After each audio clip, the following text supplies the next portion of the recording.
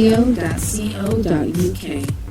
This is the most diverse, most amazing, one of the funniest radio stations you could ever listen to on the internet. I've heard so much stuff from the ups, the downs, the lefts, the rights, the politics, the non-politics, the schmolitics, whatever you want to call them. It's great.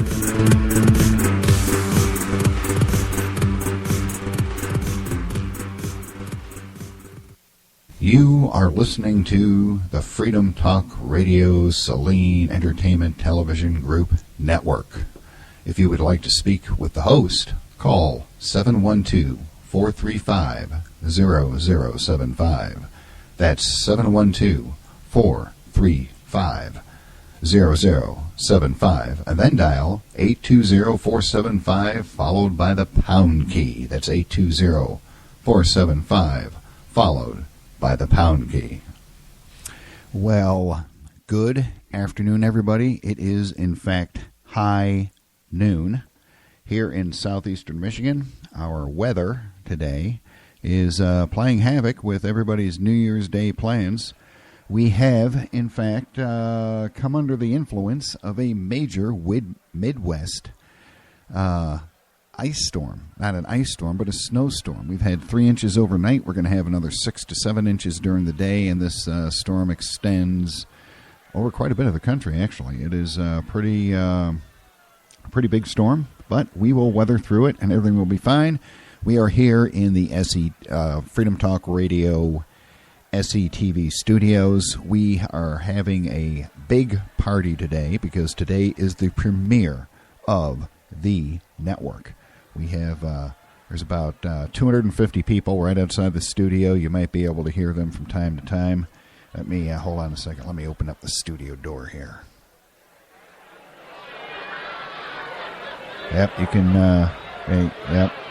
Man, they're having fun out there. There's, we got balloons and everything. We got a couple of musical acts coming in and everything. And since it is, in fact, New Year's Day, I'm going to open the show with a song because this year, 2014, we are going to, we are quite a bit more mainstream than we used to be. A lot less crying and complaining like we used to do, and we're going to be finding even more solutions to the problems we all face, and we are also going to have music, commercials, and everything else. This particular song that I'm going to play, the very first one, is by a fellow by the name of Ultraviolet Edge on YouTube. I believe this is a guy, Ultraviolet Edge on YouTube. The song that you're about to hear only has 6,000 listens. Or views over there on YouTube. We need to jump that up today. Let's get him another few hundred today. This is a cover of a U2 song, New Year's Day, and we're using that to open up the show with.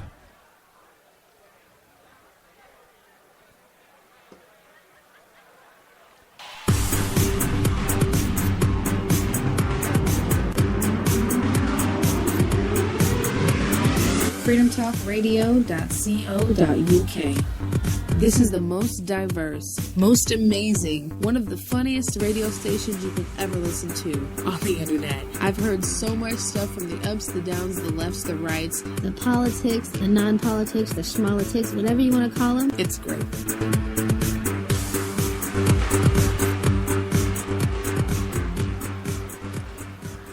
And I am back. We have the party going full swing out there in the studio. Yeah, listen to that. They're having a ball out there in the foyer of the broadcast headquarters here in Southeast Michigan. We will be on the air today for 3 full hours. And right now, believe it or not, I am being joined by our co-host, Mr. Andy Peacher, over there in the UK, and he is now on the air, and his microphone is live. Andy, how are you doing on this fine New Year's Day? I'm so happy to be here, Bill. Happy New Year from the UK and all of Michigan area, and of course, everywhere else in the world. And it appears that we are going to be sending you another snowstorm here from the United States. We are expecting somewhere between 6 and 9 inches. It's been snowing steadily since about midnight last night. We've had a good 4 inches so far, and it is coming down. I'm looking outside the studio window, and it is it's snowing pretty good here in southeast Michigan. What's the weather like over there this time of the year, right here at New Year's, over there in, what is it, Grimsby, UK? Yeah, it's raining at the moment and very high winds, which is very typical because in January, when the rain and the high winds hit the cold air from the Antarctic or somewhere cold anyway, it hits each other and it causes us January full of snow every single year. Yep, that sounds pretty much like the coast of England there to me. That are you on the east side or the west side of the country? Yeah, we're northeast on the coast, and I was just imagining when you was talking about the snow, I bet all your little cats along the Michigan seaboard is blowing it all across. Yeah, they are. In fact, we've got 3 cats, folks. They are the production staff here on my show. My show is usually called Surrounded by Idiots, and it's on Saturdays at 5 p.m. But since this is the premiere day of the network, we are doing a very special 3-hour Wednesday show with music and all kinds of stuff, and it's going to be pretty exciting throughout the day. What are your big plans for the day, Andy? Well, because the day's nearly ended, we'll probably put our feet up later, have something to eat, watch a bit of TV, but traditionally we would just chill out anyway. You know, we don't go anywhere to see any friends or family. Not today. It's just one of them days. It is our daughter's birthday. She's not with us at the moment, so that's a little bit of a difficult area too. But apart from that, you know, we just chill, really. It's the only way to be. And, of course, working very hard for the network. Yes, Andy has put in quite a bit of effort on the on getting the network up and running, folks. This was all of this was essentially his idea, and we got together, and well, one thing just led to another, and here we are, peas and carrots, running a network together, and having a big party today. And it's mushy peas at that. Yeah, we overcooked the peas, apparently, didn't we? For those of you that are at the website and listening to the show, some of you might be just coming in right now.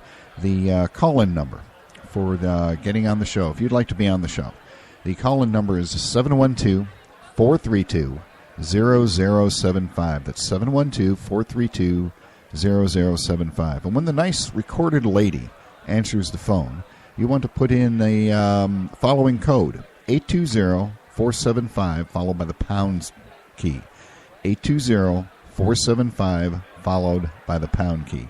And over there on the website, on the show page where you're probably listening to it, all those details are on there as well. If you'd like to ask us a question or come on the show, dial *6 at any time, and it will put you right into the question and answer queue, and I'll see you in there, and we'll get you on the air.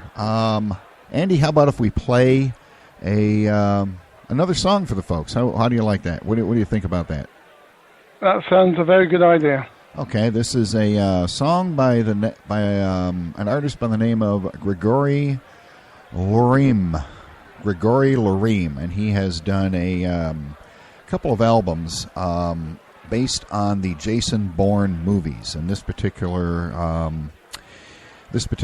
piece is called Bike Chase. So here we go. We're going to play another song, and we'll be back in just a couple minutes.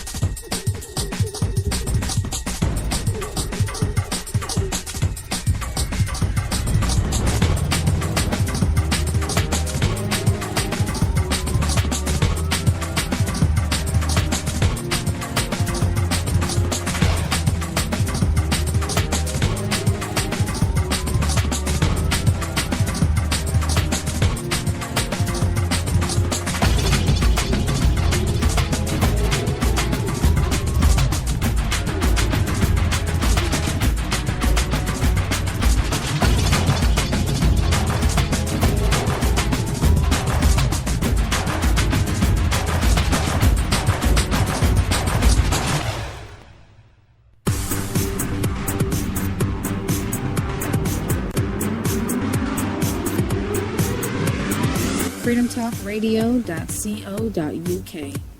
This is the most diverse, most amazing, one of the funniest radio stations you could ever listen to on the internet. I've heard so much stuff from the ups, the downs, the lefts, the rights. The politics, the non-politics, the schmolitics, whatever you want to call them. It's great.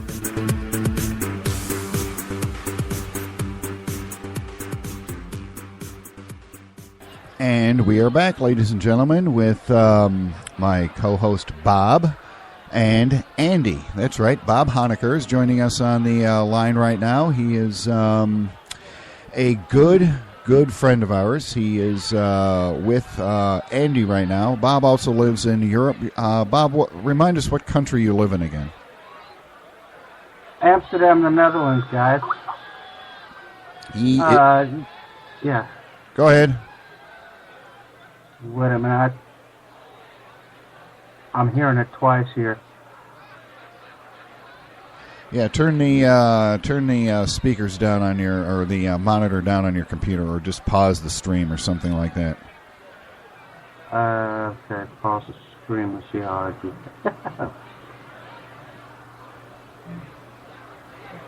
Got it.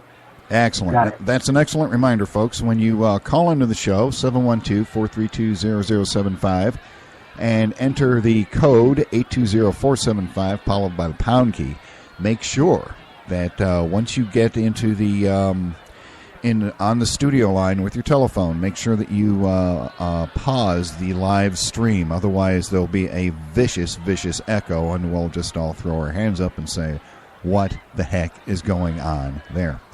Now, 2013 has gone away now, and it's time for all of us to write the wrong date on our checks for the next couple of weeks until we remember that it's actually 2014. And one of the things that you do on a radio show, and apparently it's expected worldwide at this point, is you talk about things that happened in 2013, the previous year. A little retrospective, if you will. And what I have here is I have an excellent article that was written by somebody, and looking at my VU meter and making sure that I'm not oversaturating the microphone here on the very first show, which I probably am. We have 16 overlooked deaths from 2013, and there's one on here that just sort of tickles me pink. And let me roll down here to, let me see here. Let me get down to where it might be. There is, let me guess, it's on a different page. Of course, it's on the next page. The one I want to talk about first is not on the page that I'm on right now on the internet. So we're just going to go ahead and wait for that to roll around here in just a second. And this person that passed away is, you probably haven't heard of this guy. I'm interested to see if you guys in Europe actually heard of this gentleman that I'm going to talk about first, if the web page ever cooperates and comes up on the computer there. You hear this a lot on radio shows when the host is trying to stretch things out a little bit. And what's the weather like over in the Netherlands, Bob? What do you say? Why do you think it's called the Wetterland? It's constantly raining or cloudy. It's about what I'd say about 35 degrees out. Uh-huh. So it's cold and dreary. And Happy New Year. Did you guys get a lot of snow in the Netherlands? We haven't had any yet, but no, not. Nowhere near what you get there, buddy. Nowhere near it. Yeah, where it's. Let me look out the window here. Yeah, it's. We. This is one of those funny storms here in the U.S. where it's coming up, essentially, I think, out of the southwest, coming up to the northeast, and as the meets the cold air, all the moisture in the clouds comes out as snow, and we get periods of really heavy snow, and then it lightens up, and then heavy snow, but it never really stops snowing at all. And apparently here we go, actually, just in time, it has. Okay, have you guys, or anybody out there listening to the show, have you ever heard of a guy by the name of Luciano Lutring. Luciano Lutring. Rings a bell. Same here, Bill. Rings a bell, but can't put I can't put me what's that word? You can't put a face to the name. Yeah, this is a guy. I wish he hadn't have died, because I'd like to get this guy on the show. This guy, he was an Italian, obviously, with a name like Luciano. He was an Italian criminal who mistook real life for a Quentin Tarantino movie. Believe it or not. This guy, now listen to this. He was a flamboyant criminal, and this is the sort of person that just doesn't exist in real life. He was a bank robber, and his hobbies included writing and painting, but his day job was committing large-scale robberies. And, get this, he kept his machine gun in a violin case. He's the guy that came up with that. He carried around his machine gun to bank robberies in a violin case, just like they do in the movies. And in the 1960s, he carried out apparently several hundred robberies in France and Italy. He stole millions from banks, jewelry stores, and a bunch of other places. And a lot of the places that he robbed were actually used as locations in movies about robberies, because they based movies on his robberies.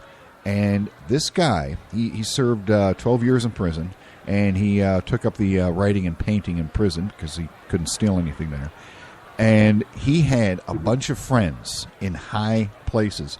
He was actually pardoned out of prison by two presidents, President Pompidou of France and President Leone of Italy. He's had two movies based on his life. The guy, this was the guy that apparently Quentin Tarantino based most of his movies on. This guy was he was a legend in the world of robberies. He must have been a relation to Bonnie and Clyde, then. No, he actually taught Bonnie and Clyde how to do it. Yes, Bonnie. I mean, I'm looking at the Wikipedia, and yeah, it's pretty cool. You want me to read that to you? Yeah, read that to us. This guy was a hell of a piece of work, folks. Listen to this. Listen to what Bob's about to read about this guy.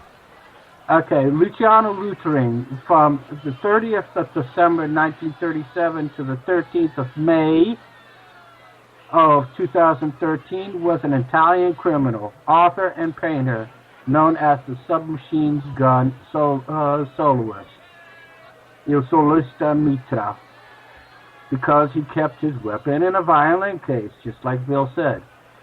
Born in Milan, Lutring carried out hundreds of robberies in France and Italy during the 60s, and for an estimated 35 billion lira, which is a good $100,000. On the 1st of September 1965, during a robbery in Paris, Lutring was seriously wounded and remained in critical condition for 2 months. Sentenced for 22 years in prison, he served 12 years in prison in France, during which he began to write and paint, even exchanging letters with Sandro Pertini, then president of the Chamber of Deputies. Later, and in what the only recorded case in history, he was pardoned by 2 presidents, like Bill just said. The president of France, Pompidou, I'm not very good at that, and Leone, yeah, that's Berlusconi is a sweetheart when in comparison.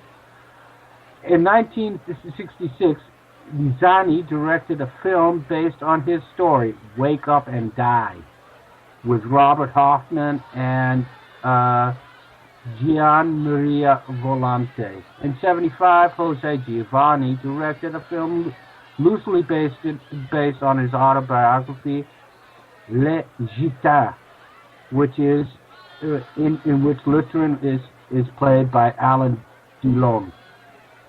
Now that's what they got on Wikipedia. Well, isn't that that's pretty something? The guy lived a heck of a life.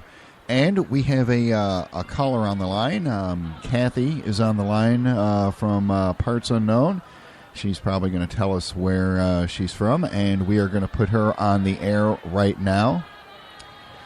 Kathy, good afternoon. Thank you for joining us on the inaugural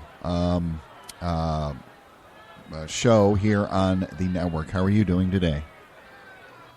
Actually, Bill, I think you have me. This is Mike Bushman. Yes, Mike. And, you had my wife's name is the one that pops up. Oh, okay. On the screen, so I apologize for that. That's okay. But just wanted to call in and wish you all the best with Freedom Talk Radio with your expanded show and the new work you're doing, and wish you a happy New Year.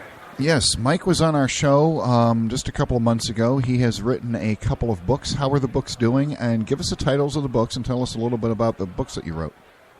Yeah, the books are doing well. Melting Point 2040 and Secession 2041, they are stories of what the future is going to look like if we don't start fixing our political system. But they're written as stories that really draw attention at what the most severe issues are that are facing the country and the real threats to our existence. Issues as simple as the massive debts that we're running up that we're all aware of. But, the stories also go into detail on some of the problems that we're going to run into with radical Islamic terrorists and the drug cartels, especially as they continuously team up. And we've even seen in recent weeks where the Department of Homeland Security has acknowledged that they don't have the ability to detect the cartels' deep and widening underground tunnels, which are part of the stories there. And so we're running drugs into the country, we're running people into the country, we're running terrorists into the country through these tunnels. And ultimately, that's not going to play out very well for us if we don't take seriously some of the things that we need to fix about our political system. Yes, and Mike actually sent me autographed copies of his books that sit in a prominent place on the bookshelf. They're excellent books. If you want to read a book this year in 2014, read both of these books that he has written. His name's Mike Bushman. Just look him up on Amazon, and you can find the books there. How presumably you've been listening to the stream on the internet. How does the stream sound here on the new network with the new service that we're using? Well, I think it sounds great, and and the story of the Italian burglar or bank robber is an interesting one. It's one I'd never heard before, so I don't want to interrupt you too long on that because it really is fascinating when you look through history and some of the people who've made history, good or bad. And we need to be aware of history to understand what our future is going to bring to us. So I think it's fascinating that you're drawing attention to it. Well, thank you very much. We try to do that here on the show. And this Luciano Lutring, this guy was just apparently an amazing character. He actually carried around a machine gun in his violin case. I just that's just the funniest thing to me.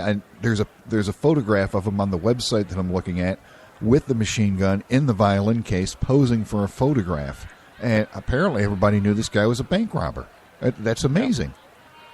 It is, and actually what's scary about that story is if you look at how weapons are developing, we aren't that far away from nuclear weapons being able to be carried around in cases like that and to be able to be slipped into our country fairly innocuously if we aren't very careful and paying attention to who has access to those weapons. It's why issues like what has been going on with our negotiations with Iran are so important. The more people who have access to nuclear material, the more risk we have that material is going to fall into the wrong hands, and it's not going to be a machine gun at a at a bank, it's going to be a nuclear bomb in one of our cities that's a threat. So I know it sounds like that's never going to happen, but I think if you give it some thought and look at recent history, you know that that's the path that we're unfortunately on. Yes, it is, and we're going to be covering a couple more stories during the show here about a couple of related cases involving the TSA and whatnot. But I want to thank you for coming on the show, touching base with us, and saying hi. I appreciate it. And Andy and Bob, do you have any questions for Mike before we let him go? Bob? I'm cool. Okay, Michael, I actually put your interview with Bill on Mixcloud as well, hoping it will get a few more hits. It's a bit like a YouTube podcast type thing, and it was. I was holding my seat because if I remember rightly, Bill, this man was the unannounced man before he came on the show. I think. Yeah. Was that the Mexican link?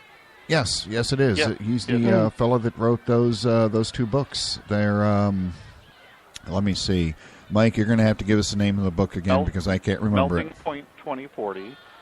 You know, it's the idea that our melting pot is going to reach a boiling point in the year 2040. And then Secession 2041, which is really the continuation of a story of what happens as our political parties continue to try to segregate the country and divide us rather than find ways to bring the country together. Okay, now I do have a question there. Did you base that on books like Lord of the Fly in 1924? Is that where you got your incentive? No, I'm sure, well, I've read those books, so I'm sure they've played a role in my mind. But, I worked in Congress 25 years ago for a period of 6 years.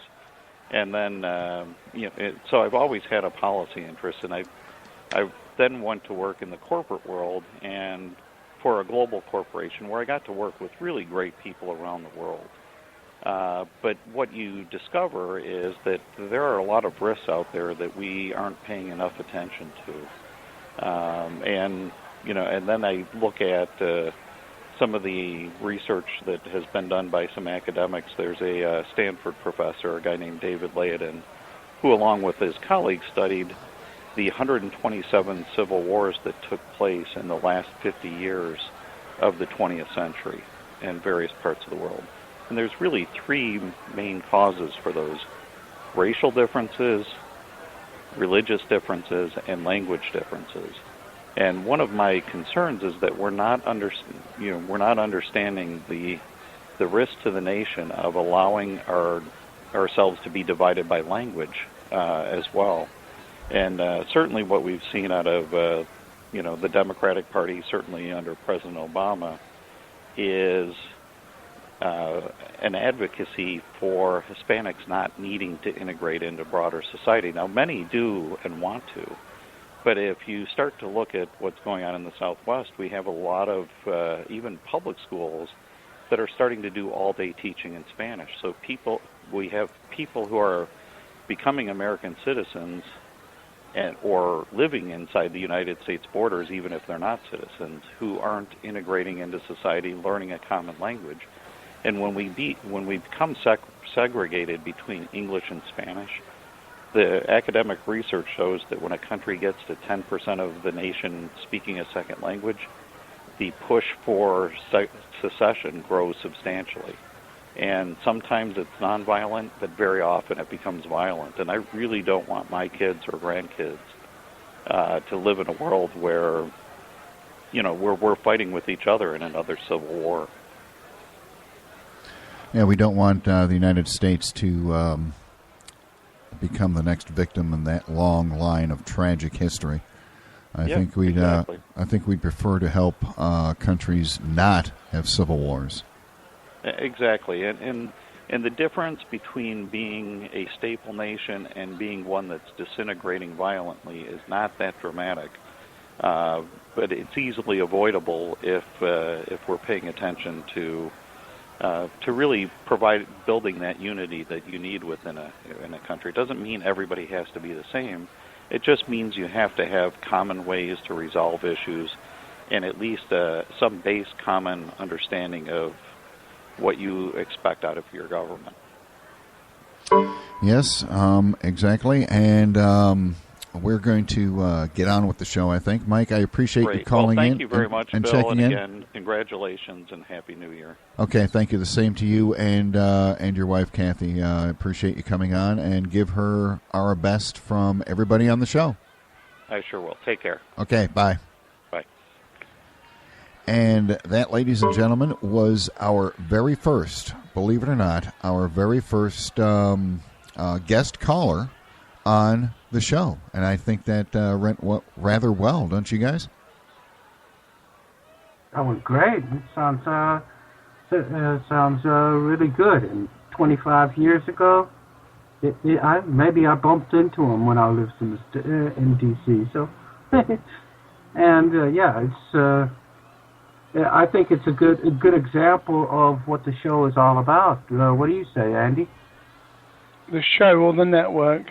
The network, I mean. Because the show's good as well. I meant the network in general. Yeah, I know. All right. Yeah. yeah, absolutely brilliant. Everything that Bill's done, and well, not blowing my own trumpet. I've done what I can. I mean, I think I bring people together. Bill brings technology together. The hosts bring their fans together, and I think that's what it's all about. Yes, definitely. That is what it's all about. It's a team effort, and there's no me in team. So there's that aspect of it. This is, folks. This is a demonstration, folks, of what people can do when they work together. Because I mean, look, we got Bob over in Europe. We have Andy in the UK, and I'm in the United States. We have. Right now we have 8 different hosts that are going to be broadcasting on the network on practically each day of the week, sometimes 2 and 3 shows in one day. And we're working up to a 24-hour a day schedule, which is going to be amazing and a lot of hard work. But, I mean, this is you can still do something like this when people come together, work together as a team, and just have a common goal. I mean, this is entrepreneurship right here on display. And you guys, without you guys, I mean, this wouldn't exist, quite frankly.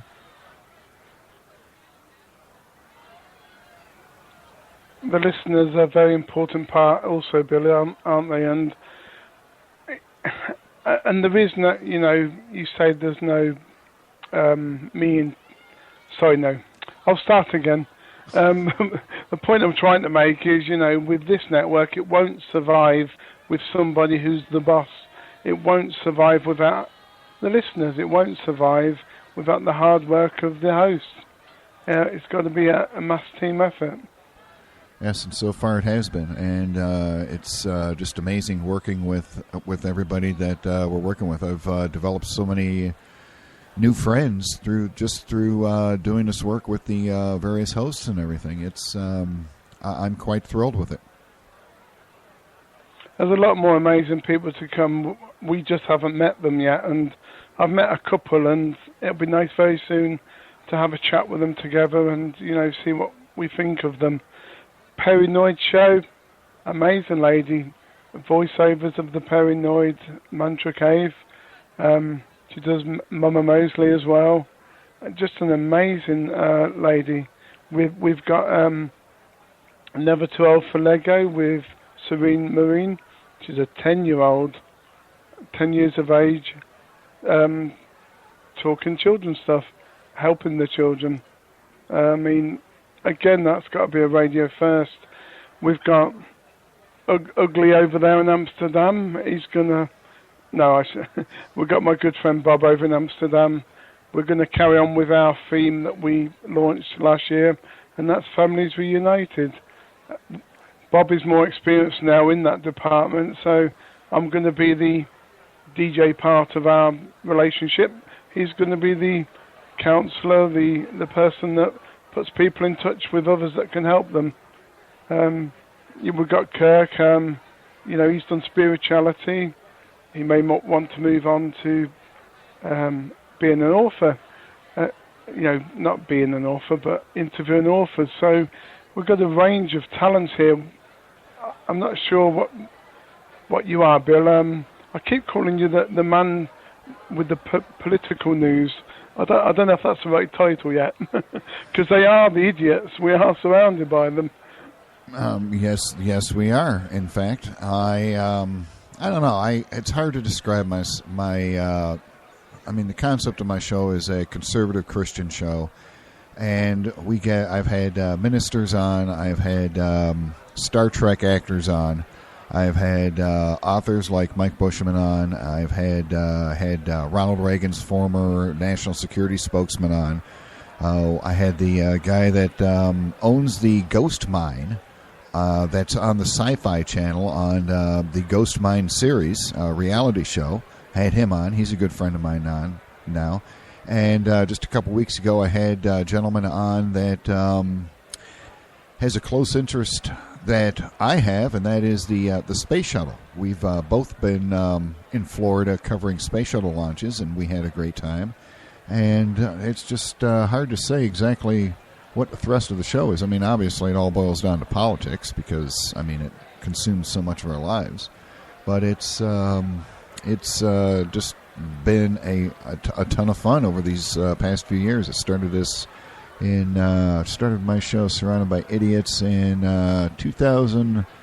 late 2009, early 2010, I believe. And this is what the show has become. Having a party in a studio and having a couple of great guys on the phone.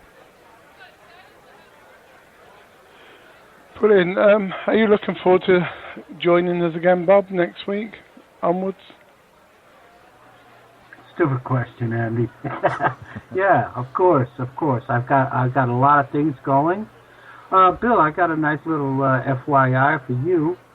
The half brother of my adoptive father actually helped design the space shuttle. So I thought you'd like to know that. I am really ready to help people out, and basically at the same time, just tell people that they're not alone, and let that really sink in, and to help them with whatever issue that they're dealing with, and in their healing after any kind of trauma they've been through. That's my drive, and Mr. Zam there, you're a godsend, dude. Thank you for doing all the technical stuff, and Mr. Mir there in England. We're gonna do some make some major waves next year. It looks like. We've got a lot of stuff coming up, Bob. It's going to be a mixture of what you like and what I like, and what we do with Maggie Tuttle as well. But you'll have an equal share. Like that's what co-hosting is. So maybe this week is your subject, next week is mine, and so on. We'll do the Thursday one together, and my Tuesday show is going to be about the bands, because I had this dream one night before Christmas, before I got my feet problems, and it was, I was talking, the actual dream came true, because I did have an interview with this girl. She was a Texan, but she played at the Grand Ole Opry and other places in Memphis. She was a young girl, 17. She made a couple of tracks, forgotten her name now, but she did win loads of awards last year. She came on the show last Saturday or the week before. But before the show, I had a dream that I'm going to be doing a bands show for up-and-coming bands or just newbies, because my little dream told me these young people that are singing and making new bands, they're going to be social network, very literate, they're going to be so into that. And I thought they're going to have new websites. And guess what?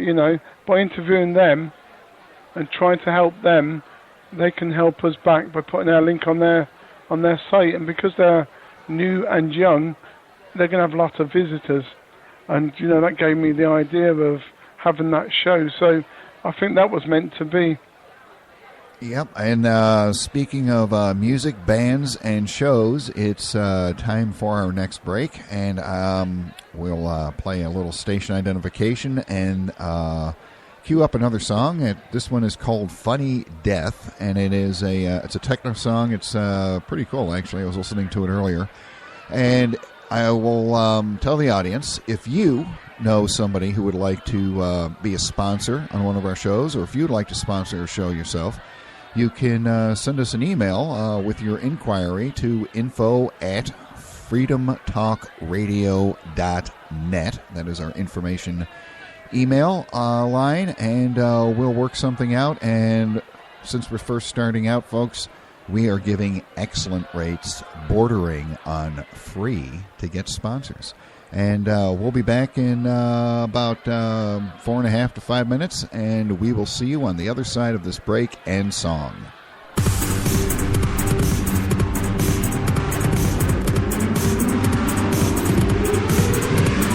freedomtalkradio.co.uk. This is the most diverse, most amazing, one of the funniest radio stations you could ever listen to on the internet. I've heard so much stuff from the ups, the downs, the lefts, the rights, The politics, the non-politics, the schmolitics, whatever you want to call them. It's great.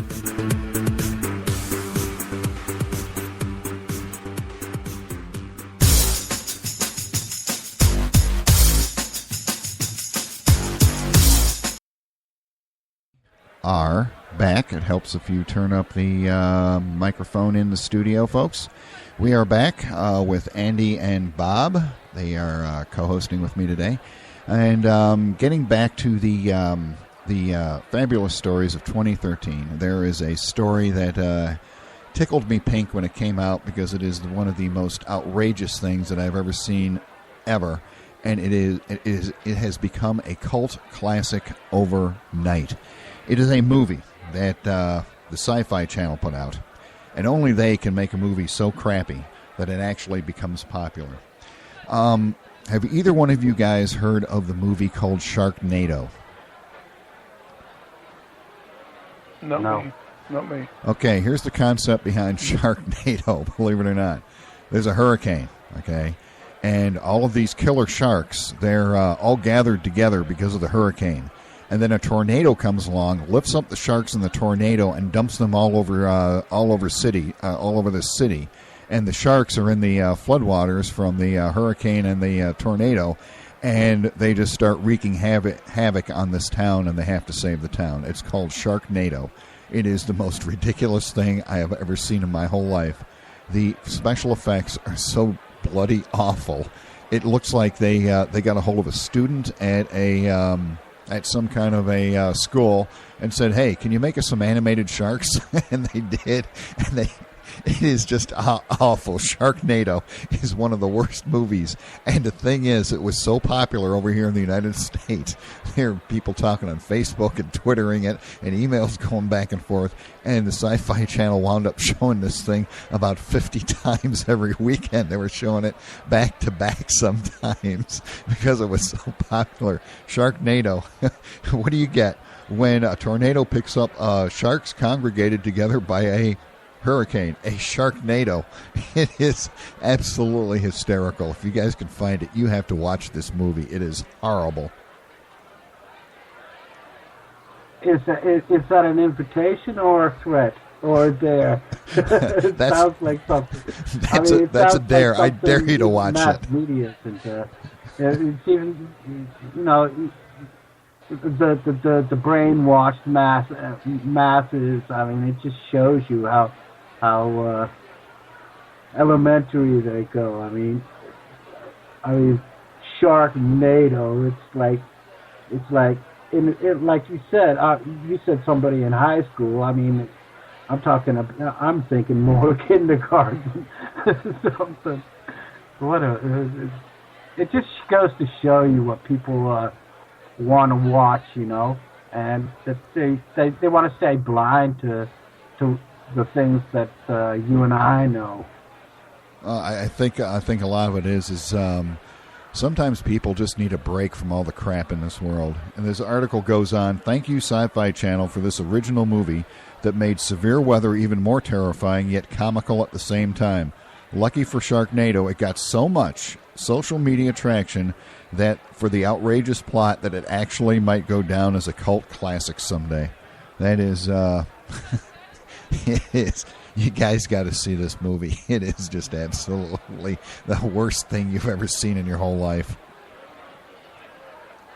Yeah, it sounds good, or bad. It depends which way you look at it. Later on, if you want me to read out the 10 worst regulations of 2013, I think it's American sort of based.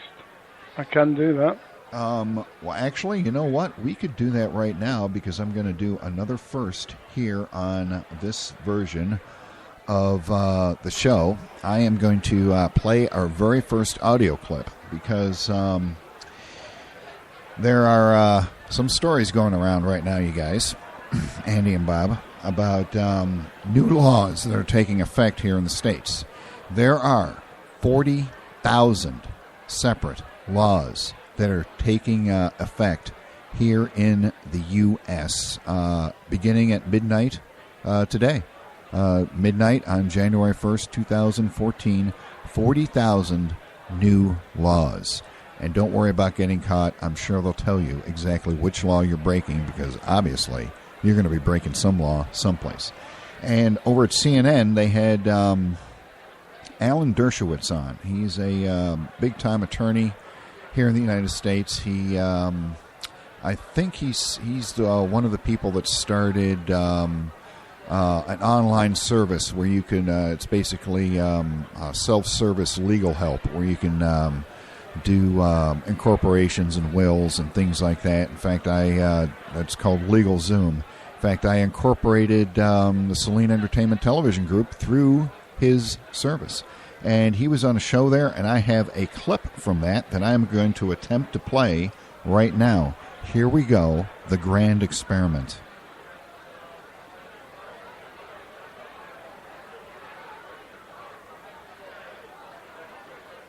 Now to talk about some of the other fascinating new laws of 2014 is legendary attorney and Harvard Law professor Alan Dershowitz. We're catching him in Miami. He's also author of the new Taking the Stand. Professor Dershowitz, thanks for joining us. It's clear we're in a whole new world when laws about drones are making it into the books.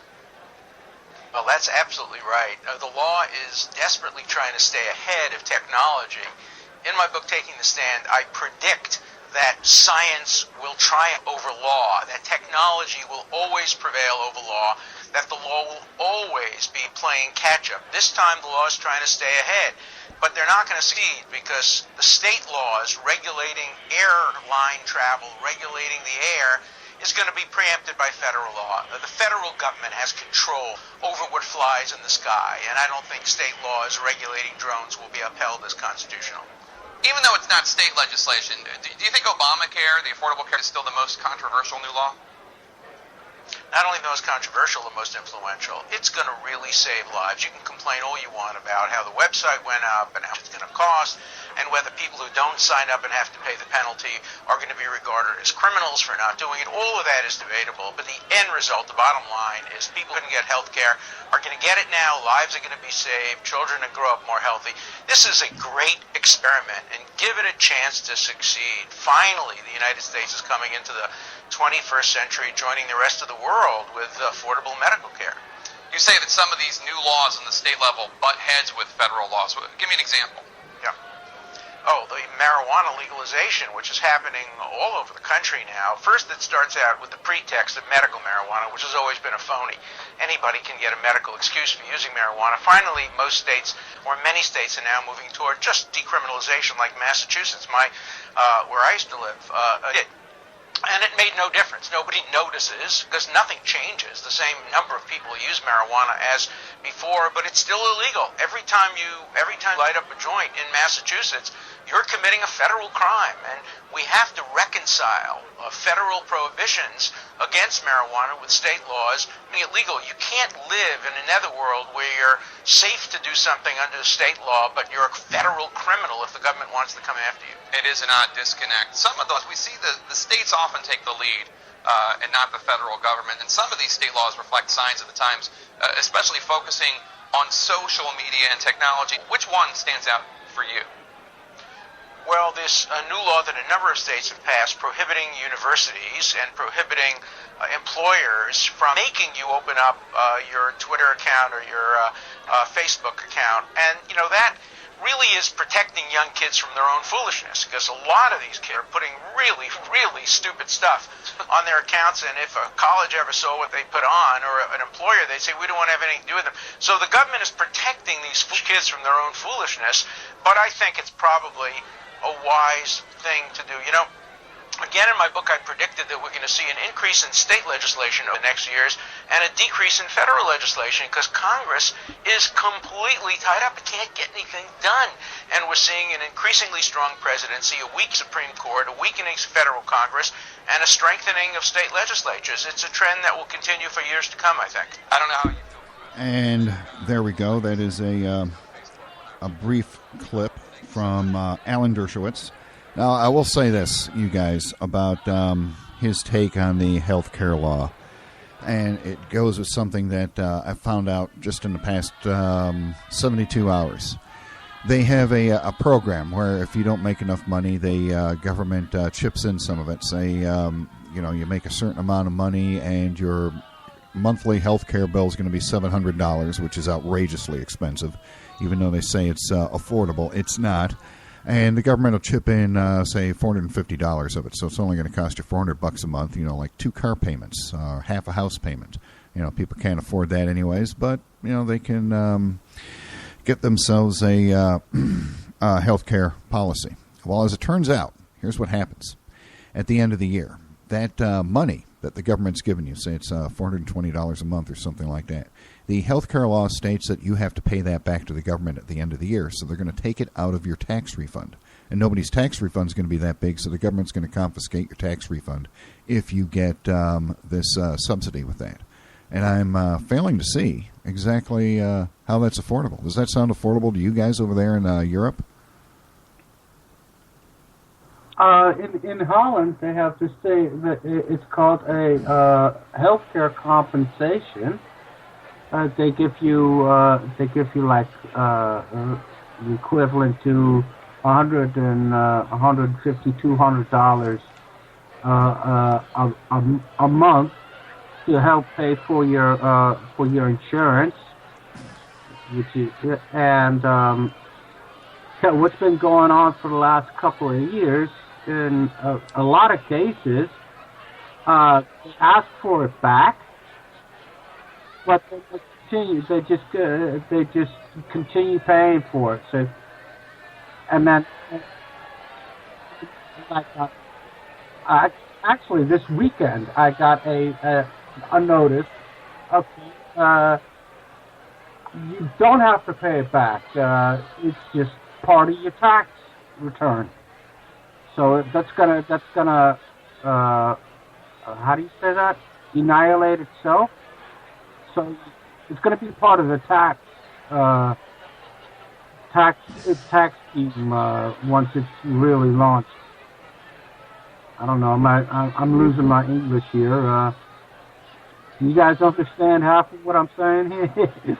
More or less, Bob. Yeah. Over in the UK, we've got free healthcare for all. Now, free healthcare for all means the people who don't work get it free, and the people who do work obviously pay a contribution towards taxes to make it free. But guess what? The people who get it for free, I suppose anybody who gets it, they can use you as a guinea pig on drugs trialing, vaccination trialing, because, hey, you're getting it for free. And they do use people. I've had loads of people recently on shows where the surgeons have deliberately made them disabled so they can't move their ligaments, not because they're free or nothing, because the person made a complaint. So, healthcare's scary over here. Yeah, that's what I was going to ask you is what's healthcare like over in the UK. Folks, if you want to join us on the show, the number is 712-432-0075, 712-432-0075. And then when the nice lady comes on the phone, dial in 820-475 and the pound key. 820-475 and the pound key.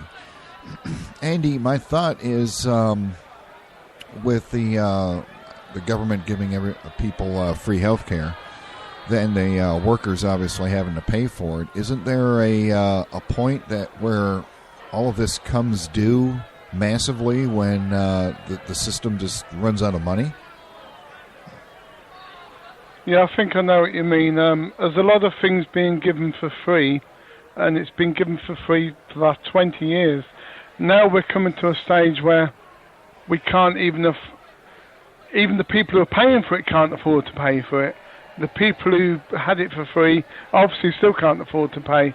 So we need a revamp of our finances over here so everybody can pay. If people who can't afford, but they can maybe afford $1 a week, that's better than having it totally free. Because we can't afford now to live, we can't afford to do a mortgage, we can't afford to eat, can't afford our health care, because of greedy governments really mistreating our funds. Yeah, we have the same thing happening over here. We have it just keeps getting worse and worse and worse as time goes by, and I mean over here it looks like they have set the curve so this happens so quickly. It's going to just take a few years for it to happen. It's $400 a month, even with the government subsidizing health care payment, is far out of reach of the average person in this country, whether they're working or not. It just boggles the mind. If I had to pay $400 and $500 a month for my health care, I couldn't do it. If I shut off my I worked it out once. For that $451, what I'd have to do is shut off our electricity, gas, telephone, cable, and internet, and live in the dark with no communication, and we could afford health care for one person. I got a question for you. Excuse me, Andy. I got a question for you. How many employers actually pay for their employees' insurance back home? I don't have the exact figure on that. I know at my job, my employer does provide insurance, but for most places, the employer pays part of it, and then the employee pays part of it. For instance, for me, it costs me $140 a month. I think this past year it was $140, and that's gone up steadily, probably $40 every year, and and frankly, it's getting to the point now where I have to wonder if I can still afford to stay on the employer health care plan, because even though he's paying for a good 2/3 of it, I mean, it comes to a point where the chunk coming out of your paycheck is getting to be too much. I know that a lot of groups, and this is political again, a lot of groups like unions and teachers unions and municipal unions, they've been exempted from the health care law, so they don't have to comply with it. They can just keep doing whatever it is that they're doing. But the vast majority of us, I mean, we're screwed is what it amounts to. That's actually shocking, Bob and Bill, because over here, we call it national insurance. It's the same scheme, really. But $140 is... I'm laughing. I've been laughing because I'm thinking there's something not right with the people. Because, well, I'm sure, Bob, probably in your country it can't be that much. But over in the UK, you pay a fraction. It's a percentage.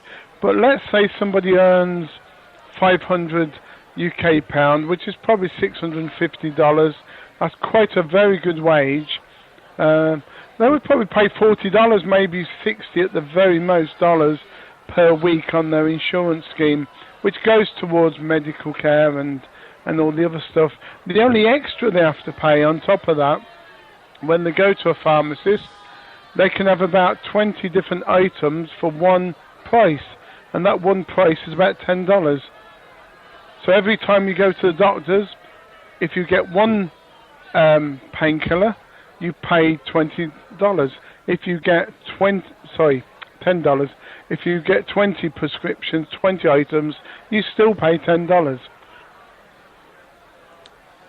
Well, that would be pretty convenient to have over here because, I mean, it's a $10 copay on for myself for the insurance that I have, and it's a lot of people have this particular insurance. I think it's $10 per prescription, and so if I'm on 4 medications, it's $40 a month.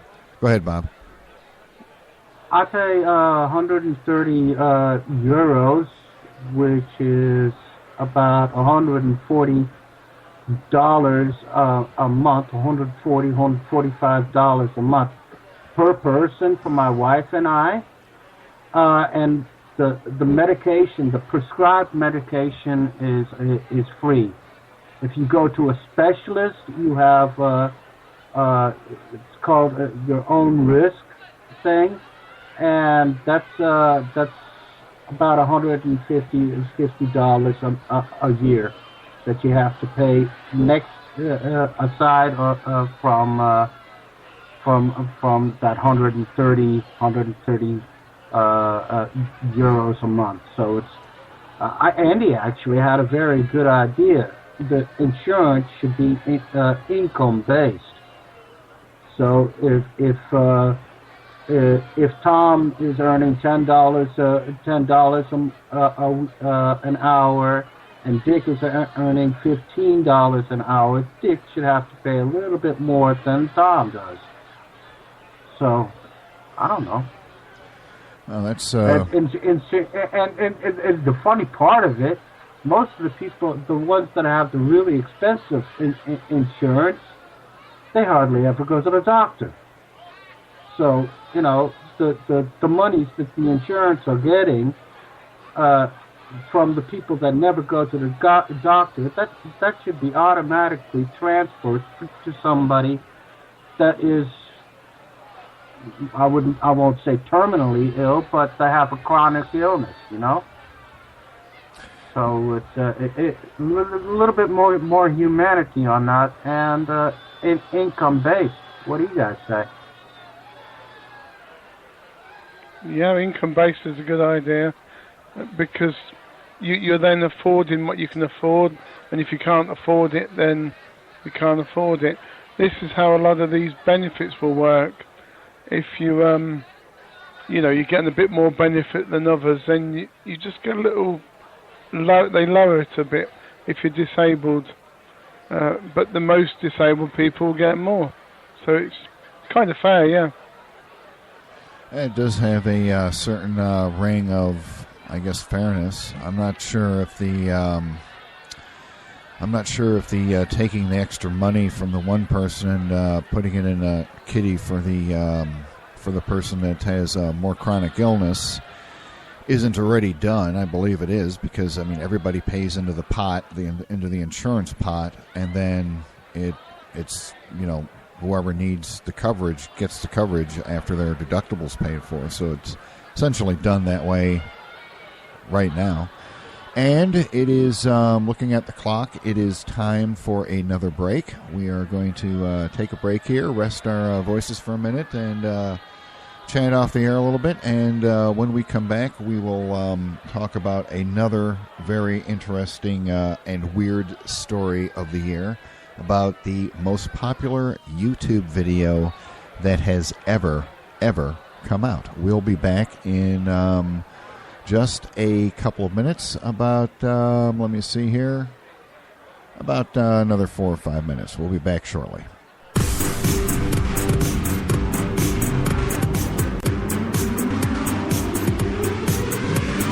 freedomtalkradio.co.uk. This is the most diverse, most amazing, one of the funniest radio stations you could ever listen to on the internet. I've heard so much stuff from the ups, the downs, the lefts, the rights. The politics, the non-politics, the schmolitics, whatever you want to call them. It's great.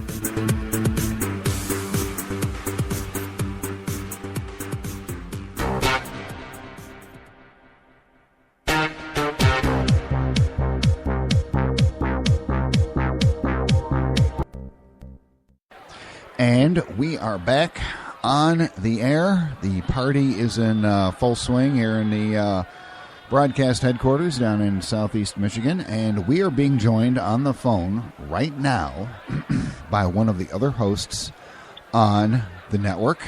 And she hosts the show on Friday nights. And she does various voices. And she is hysterically funny. And her name is Kim, and her show, I believe, is called Paranoid. And she has several voices that she does, and she is in Kansas here on our New Year's Day show. Kim, what is the weather like there? Are you getting the same snowstorm that we're getting here? Well, we're not getting snow right now, but it is supposed to snow later on this evening. I'm not looking forward to that. How much snow are you supposed to get? I'm not even sure. I've been staying hibernated up here in the room on the internet listening to you guys. I'm trying to avoid all that. I'm letting my husband deal with it. Okay. And we're all interested, since this is the inaugural show, the first big-time broadcast that's not a test. How does the show sound streaming over the internet? Oh, it sounds great over here. You know, nice and clear. Not having any problems hearing anybody, no kind of hissing or anything. So it sounds really good. But I do partying going on in the background, and I'm kind of jealous. Yeah, let me open up the door door to the studio. Even though it's soundproofed, you can still hear it. I mean, these people are just like having a ball out here. Listen to this. I hear that. We got to have 300 people here in the broadcast facility. They're popping champagne corks and partying, and oh geez, the guys, they're doing a karaoke with the big screen TV now. They're carrying the big screen TV around the foyer there in the building, and I know eventually this is going to spill outside, and the cops are going to wind up getting called, and you're going to see us on Cops in a couple of weeks probably. But tell us about your show and what you do on your show, and maybe give us a taste of some of the voices that you do. And your show's on, let me see here, Friday nights at 9 o'clock. Is that correct? Yes, it is. And it's called The Paranoid 01's Mantra Cave. Perry is one of the different voices that I do. I'll let him introduce himself in just a minute here. But let's see. There's a couple of things I needed to correct. I mean, not really important, but I live in Missouri, not Kansas. Kansas is bad enough. But we moved over to the Missouri side, you know. But, yeah, and that's pretty, I think that's about it. So, yeah, Perry is over here, and he wanted to put his 2 cents in for a minute. So I'll let him have the phone and let him talk to you guys. Thanks, Shocker. I appreciate that. Hello, everybody. Hi, Bill, Andy, and Bob. Congratulations on your inaugural show and the new network. I know you guys have put an awful lot of work into it, and it's really sounding great and looking good. Oh, that's excellent. Thank you very much for that compliment. And what are you doing on this wonderful, wonderful New Year's Day of 2014? Well, I'm sitting here right now watching Dance Moms. You know, I like watching all that talent, and I like watching the moms bicker because they're so crazy.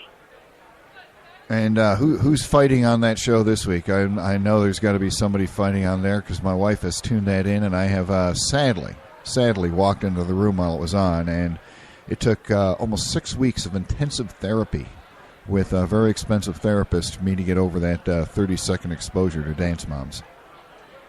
Well, yeah, but see, that's how I get my dose of drama. You know, that way I can turn it off whenever I want to. You know, then I go and see my friends. And it does help me learn how to deal with some of the crazy women out there in the world, because I do come across some real winners. Real winners, like what? What type of people are bothering you today? Well, I have a couple of women that seem to think I send them money to come and move with me in a state that I don't live in and a city I've never really been to. I've driven through it, so there's some delusional women out there. Why they would want to think that is beyond me, because I'm doing good to take care of myself. It sounds like you must be a rather handsome fellow. Do you cut a very beautiful figure? Well, I don't think I look too bad. For what I've been through, I'll get around pretty good, and I could cut a mean rug if I want to. Every now and then I might even get up the gumption to do a little pole dance with somebody. See, now I'm going to need some more therapy to get that image out of my head. Well, yeah, that was my intention, because I heard you over there messing with my buddy Chakra the other day on Pal Talk, and y'all talk about outhouses and stuff like that, so I figured I had, just give you a little image there. Well, yeah, that outhouse talk was bad enough. People washing laundry in their outhouse, that's just a horrible thing. Do you have an outhouse at your house? No, thank God we got indoor plumbing out here. We're out in the boonies, but we got modernized a while back. Oh, what other kind of modern amenities do you have there? Do you have a... I think I might have heard you one night on the CB radio. Do you also get on the CB radio and do a little bit of that long-distance talking? Well, I was for a while, but my breaker got broke. Well, that happens. That's one of the other fine aspects of middle age is when your breaker breaks and you can't talk long distance anymore on your CB radio because it's all messed up. Which, speaking of messed up, have you heard, do you know what the most popular video in history on YouTube is? Well, I don't know. I know it's not one of my videos because I don't have that many viewers up there yet. What could it be? What does the fox say? Oh, you've guessed it right off the bat. I saw this the other day. Actually, I was watching a little bit of it before we came on the air today. It is called The Fox Song by Ylvis, Ylvis. This thing has gotten 311 million views on YouTube in less than a year. And I watched this, and it is, I'm sad to say, I'm going to have to finish watching the rest of it because this thing's hysterical. It is a great movie. It is a great video. It is, what does the fox say? And it is the dumbest thing you've ever seen, but at the same time, it's pretty funny. It's one of those things, Andy and Bob, that we were talking about earlier, where it's good just to get a break from all the crap that's going on in our lives. And 311 million people. There's 350 million people in the United States. So just about everybody has watched this. We just get to get the last few of them to watch this video, The Fox Song by Ylvis. Have you guys ever heard of that? Well, Bill, I do have to admit I'm guilty of sharing it over there on Facebook because I did find it amusing myself, Oh, I like that one, too. I like the little foxes and animals dancing and prancing around. That was so cute. Hi, Bill. How you doing today? And that's Andrew's cue to pitch in. Hello, Mama Mosley. Hi, Andy. How's it going? It's good. You had a good Christmas. You was on the show, remember? I sure did. I really enjoyed talking to you. We can't wait for you to come back on with Kim and Perry. You're a lovely woman, and you make my day every day I hear you. Oh, it's so lovely to hear that, Andy. And you know what? You warm the cockles of my heart, too, baby. Sweet. Bob, how are you enjoying this holiday season? Yeah, we're having a good day, Mama Mosley. Bob, say hello to Mama Mosley. Howdy, ma'am. How y'all doing?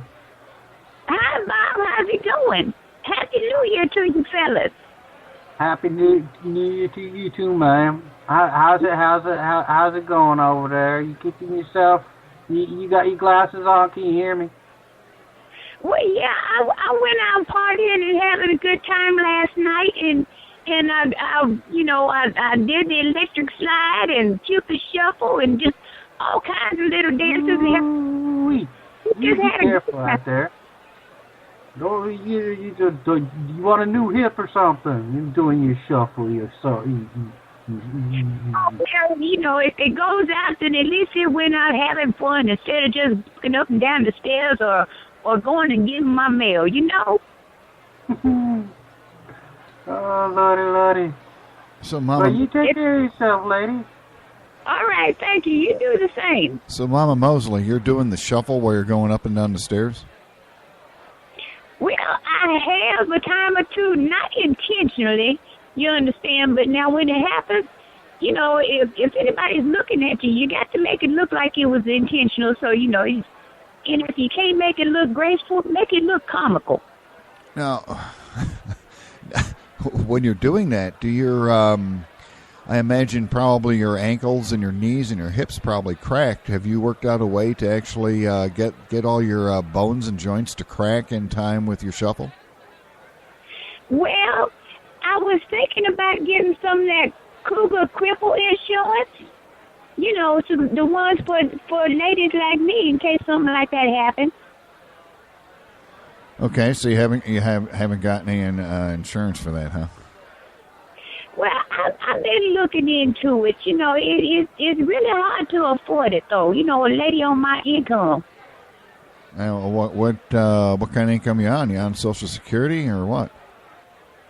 Well, I'm on the income of my wits. I go out and I salvage and I craft some things and sell them. Walking sticks and stuff like that.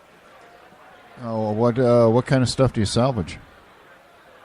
Metals, aluminum, copper, stuff like that I can bring some money in.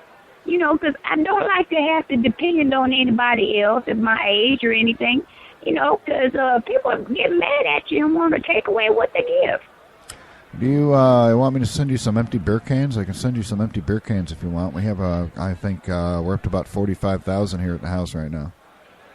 Well, I tell you what, next time I head up to Michigan, you hang on to those cans and we'll take that and we'll go out and scrap them and use that money to party off of and paint the town some different colors it's never seen before. How's that? We could do that. We might have to cash some of them in order to pay for our health care insurance in the near future, though. Well, yeah. See, I do have a little stash going for that also. Well, that's good. Bob, Andy, you have anything to add to the conversation? Because I'm running out of things to joke about.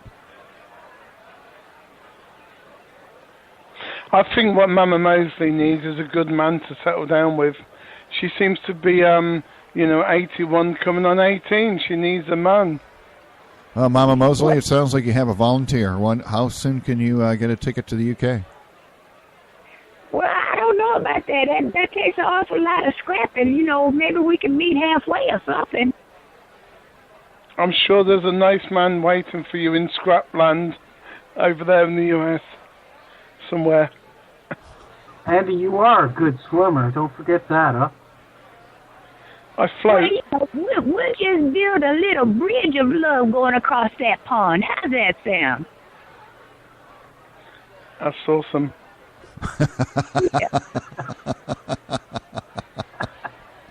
Well, Mama Mosley, we're going to let you go. Why don't you put Kim back on the phone there so we can chat with her some more? All right, I'll do that. Well, you guys have a good evening. It was lovely talking to you. And I'll see you on Friday. Shaka, you want to come on back here? Thanks, Mama. Okay, I'm back, guys. That's That's amazing that you have all those people living there at the house with you. Oh, yeah, it gets kind of crowded sometimes to be so empty. It's rather like the voices in my head. I've got at least a half a dozen people up in my head with me, and they're sometimes they all talk at the same time, and I got to yell at them to shut up and everything. But it's always interesting having those voices rattling around inside your brain, isn't it? Oh, yeah, it's a lot of fun. And sometimes they come up with some really great ideas. Yeah, they do, like doing a radio show. Yeah. And they do like to instigate. Who the hell came up with that brilliant plan? Well, actually, a friend did several years ago from Pal Talk. He was in bad health, and I'd come on there, and we'd get silly and everything. And he was always saying, I was going by the name Musical Mosley. He'd say, "Oh, Mose, I'd love to put you on the radio or TV. I just don't have the money." And years later, here it goes. Lobo's passed away, so I have to send a shout up to him, and I really miss him. Well, that's touching. So you're doing your show in honor of him, basically, right? Yeah. Well, that's good. That's a kind of tidbit that the audience likes to hear. The reason why you're doing a show, what's going on behind the scenes, what's happening with the person behind the personality. The person behind the personality. Well, I'm just a homemaker anymore. I take care of my husband and the dogs. Those are our kids now because all the other ones are grown and got kids of their own and family and stuff. So I just chill around here, try to take care of the house, keep Terry out of trouble, and play around on the internet, try to make people laugh. Well, that's good. I think these days people need to laugh more than ever with everything that's going on. Oh yeah, I do too. I really think so. And if and sometimes if you can handle things with humor, it makes it a lot easier to take. And have you heard seen the what does the fox say video? Oh yeah, I love that one. I only watched part of it. I got up to the part where they're dancing in the forest with the fluorescent lights, and I had to turn it off because it was starting to affect my brain. Oh, so you didn't actually get to the animals dancing and prancing yet, huh? No, don't tell me about that because seeing the animals at the party, the elephant goes toot toot. The excitement for it, that's like a spoiler. I'm sorry. The elephant goes toot toot. Yeah, you ought to see Mama dancing around when that one's playing. And another one is Thrift Shop. I like that one too. Yeah, I'm going to have to make sure I check that one out too. Apparently, I've with working on the website and doing the show, I've lived a sheltered life over here in Michigan. Apparently. Well, that's understandable. When people come over to the website and they look at all that work, it doesn't get done by little elves. You've done a ton of work on there, and it's very obvious. Oh, thank you very much. I appreciate it. I am. Andy and I are constantly working behind the scenes on the content and the look of the website and everything, and we're making adjustments by the day. We now have, incidentally, folks, for those of you that are listening to the show online, you can call into the show too and get on the air and talk with us. The phone number is 712-432-0075. That is 712-432-0075. And when the nice lady, recorded lady, answers the phone, you want to punch in 820-475. 820-475, a very easy number to remember, and then follow that by the pound key. And you'll be put into the queue in the switchboard. And when we sober up enough to see you that you've called and you want to go on the air, we can put you on the air right away. And Kim, tell me, how do you are you looking forward to doing a big-time radio show? Oh, yeah, I'm excited. Me and the people that helped me out, my host Jim Pasola, Guy Null, and Dave Mason, are all looking forward to it. We have some really wonderful admins to help us out in the room to keep the little troublemakers down. Because every once in a while somebody likes to pop up and get crazy. Yeah. So we have ways to deal with them. But, with this new system, it's wonderful because we don't have to kick them out of the room or anything like that. We've decided we'll put them on hold and have them listen to the crappy music that's on hold, like the elevator music. So that's their punishment if they're going to be little twerps.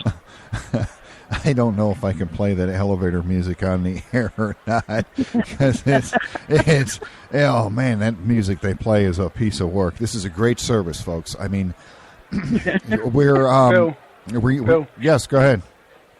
Yeah, just to let Kim know and everybody else that's listening, the website in the last 30 days, I mean, some of these are bots, but we're now up to 17,372.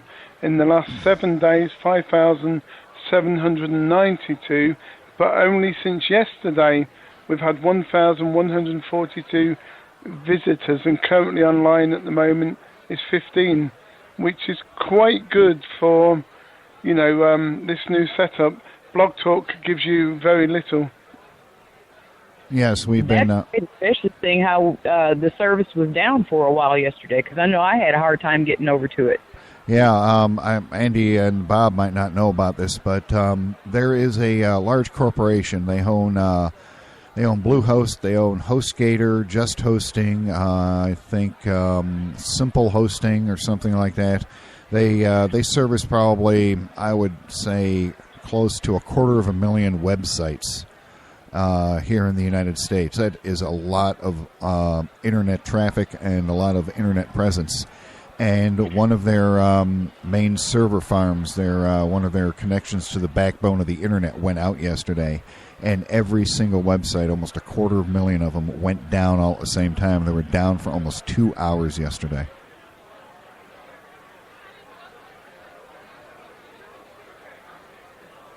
That's a lot of dead air. Actually, you know what? A lot of people in the radio business, Kim, and I don't know how long you've been doing radio, but a lot of people in the radio business, I think, especially station managers and stuff, they run around like the hair's on fire if they hear dead air. And dead air is not a bad thing because it builds suspense. Well, that's true. Yeah, it's like a prop. So, anyways, Andy and Bob, these numbers are including the fact that the entire site, in fact, everything that my emails and everything were down for almost 2 hours yesterday. Well, obviously they're not as big as GoDaddy, are they, by any shape or form? I don't know. I don't think GoDaddy is one of their is part of their corporation. I think it's HostGator. They, I think altogether they do have more websites that they host than GoDaddy does, but I'm not entirely sure on that because, there's so many different websites and everything and pages and everything else. It's hard to tell what a website is and what a website isn't anymore.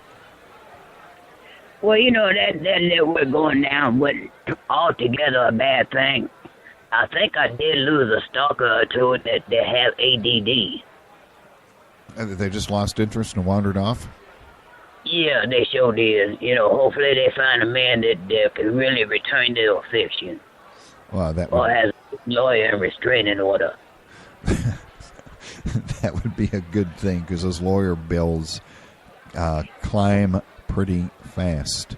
Yeah, it does. Well, we have a lawyer on retainer for our show.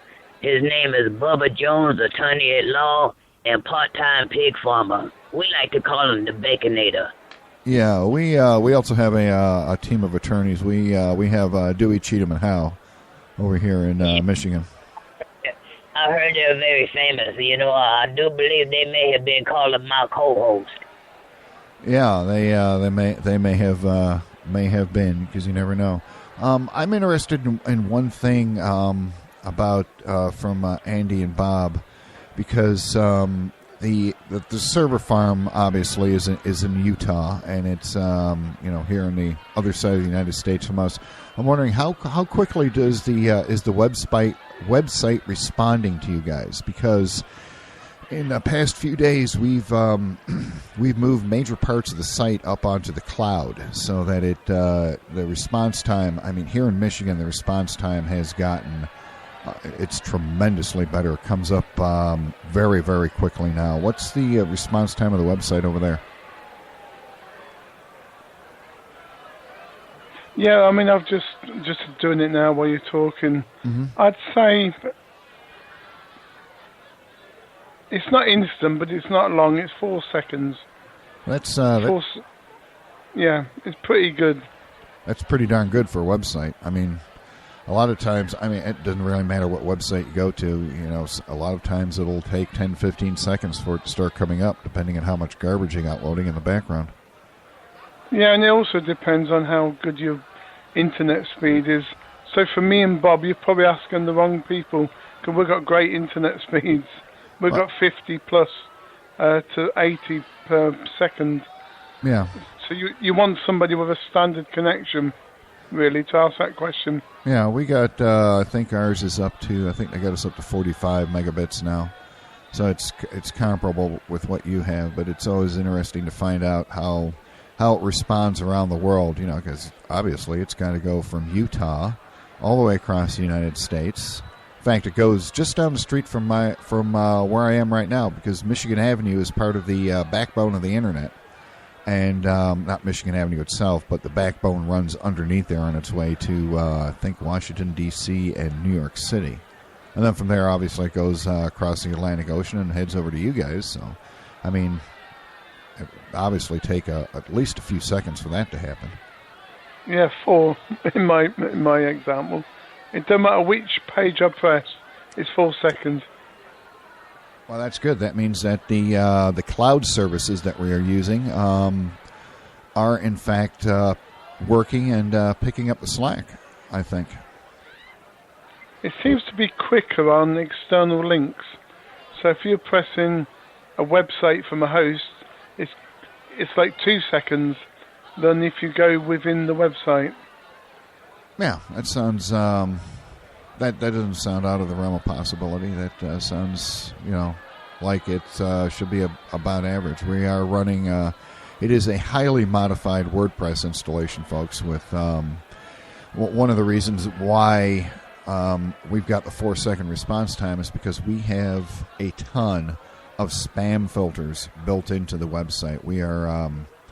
when Andy clicks on, you know, types in freedomtalkradio.net or freedomtalkradio.co.uk and goes to the site, first his IP address is run through a database of known spam IP addresses before it allows them into the site, and that's why you see the delay. The people that the site doesn't let in get a nice message that I've created for them. That is kind of hidden from the view of the normal user. But if you happen to be a spammer, it'll not only shut you out, but it will also give you a nice message.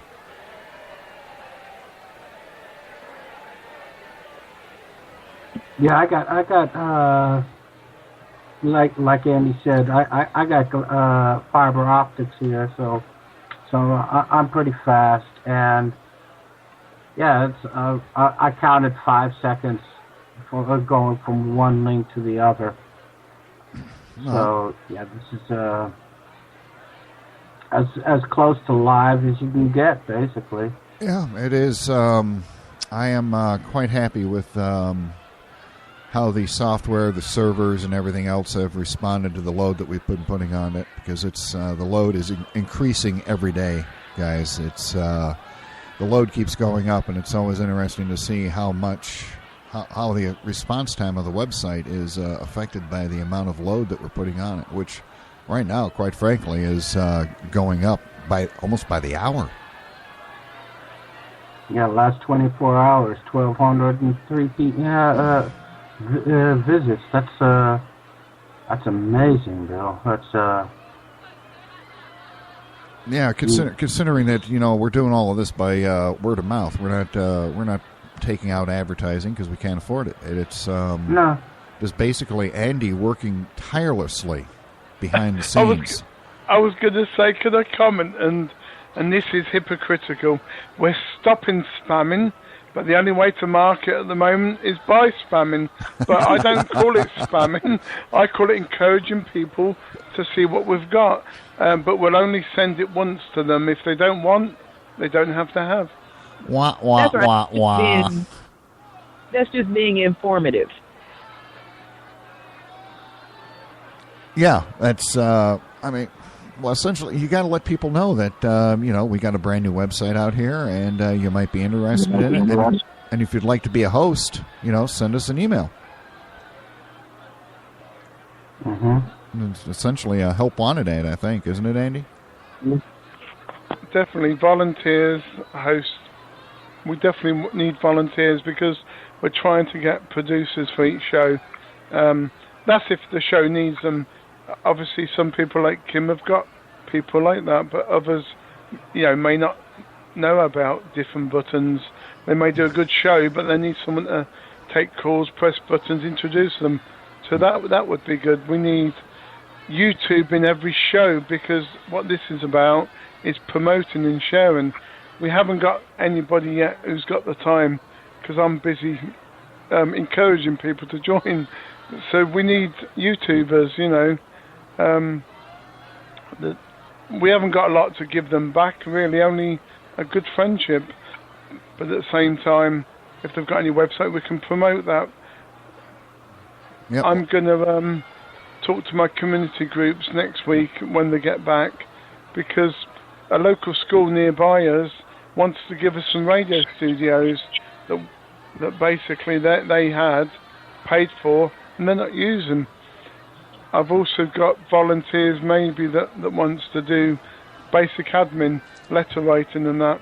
Okay, it's only it's a start, but this will build up, and I think it's going to take 6 more months.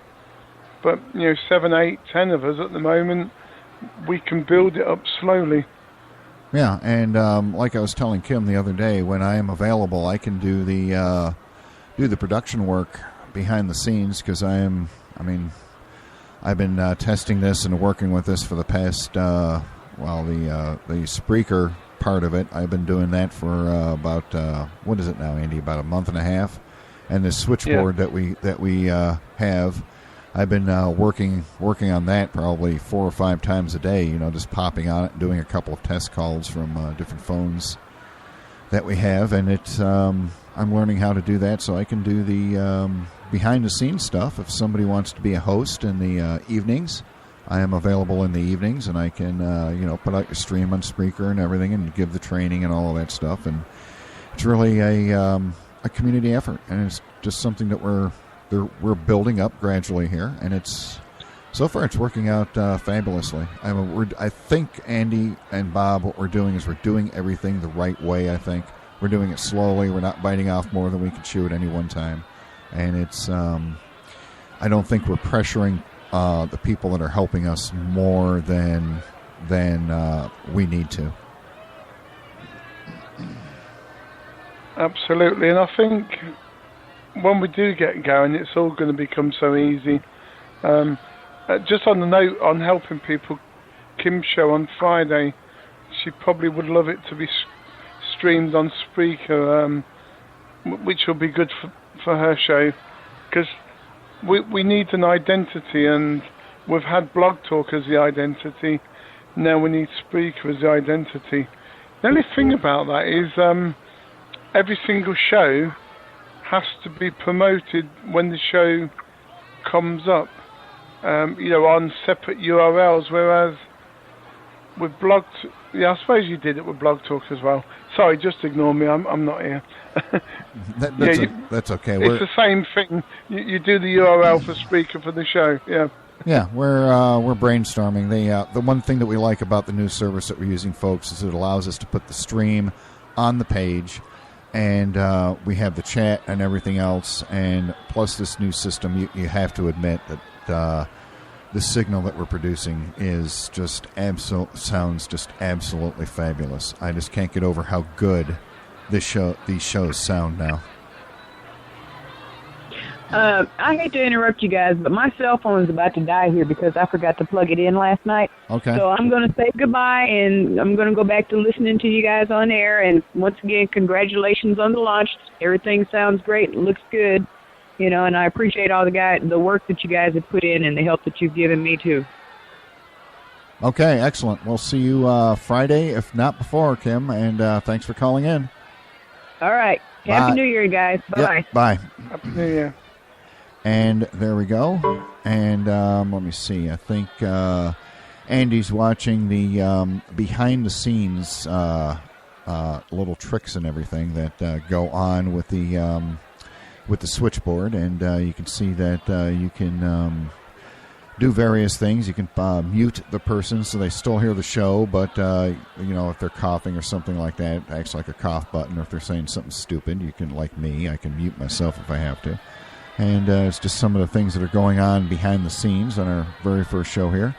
And we are going to take another break. We've been on the air. Believe it or not, guys, we've been on the air for 2 hours. And I think that's pretty fabulous. We're coming up on our last hour, last busy broadcast hour together. So we're going to take another break. We're going to play one of our promos here, a different version of the one that you've been hearing all afternoon. And we are going to play a song called Ascension, which is another one of those fabulous, rockin' great songs. And we'll be back in about 8 or 10 minutes, and you folks can get up, stretch your legs, turn the speakers up real loud so you can hear this great music, which comes over in stereo, which is just absolutely fabulous. I can't get over that. And we'll be back in just a couple of minutes. freedomtalkradio.co.uk. Let's go! This is the most diverse, most amazing, one of the funniest radio stations you could ever listen to on the internet. I've heard so much stuff from the ups, the downs, the lefts, the rights. The politics, the non-politics, the schmolitics, whatever you want to call them. It's great. And that was a song called Ascension. It is one of my favorite songs. I like to listen to that song. It's I like the techno beat type of music, especially when I'm exercising or something, because it gets your heart pumping, gets you all built up, and well, we want people to have a good time. So, and we got full 128-bit stereo sound coming out of your speakers right now here on the Freedom Talk Radio SCTV network. And I'm back here with Bob and Andy, and we are discussing some behind-the-scenes stuff here on the show. And we have got about 50 minutes left on the show. We're doing pretty darn good. We're not having any technical difficulties whatsoever. I went upstairs a little while ago, and the wife says, "How's it going?" And I said, it's going flawlessly. This is amazing. It's going this good. I'm just tickled pink, to be honest with you, that the premiere is going this good. Because usually there's glitches or something, guys, and so far I haven't had any glitches. I mean, you guys sound so crystal clear over this phone system. It is absolutely flabbergasting. Yeah, and to imagine you're on a telephone, and it's still 128 stereo. This is amazing. Yeah, you guys are on the telephone, and I'm telling you, this telephone service that we're getting, it's called freeconferencing.com, folks, and they don't charge for it. It is we can have, listen to this, guys, we can have up to 1,000 callers on the show, and that this system can handle 1,000 callers. Can you imagine such a thing? They're stunned. I've stunned them into silence. And if you want to be on the show, if you want to partake in this absolutely thrilling premiere episode on the Freedom Talk Radio SCTV network, you can call 712-432-0075. That is 712-432-0075. And then when the nice lady answers, all you have to do is punch in 820-475, 820-475, and the pound key, and you will be put in the caller queue, and then you can come on for some verbal abuse, just like all of our other guests have had to endure for the past 2 hours. And guys, this is pretty something. What are your thoughts so far on on how this is going? You said it. You said it. I'm stumped. I'm stumped. It's the sound quality is. I don't hear anything. I don't hear the fan of a computer. I don't hear a bad connection with a 3.5 millimeter. I don't hear a thing. Okay, then let's cheer the day up because we've got a good show host now coming on, and he's Mr. Keyboard Warrior. If I can do it for Bob, I can do it for anyone. We've got a good friend Tim Spearman from the Truth Police and the Knights of Liberty show popping on to say hello to us on New Year's Day. Well, now hold on a second. I believe that we have to have something to introduce that.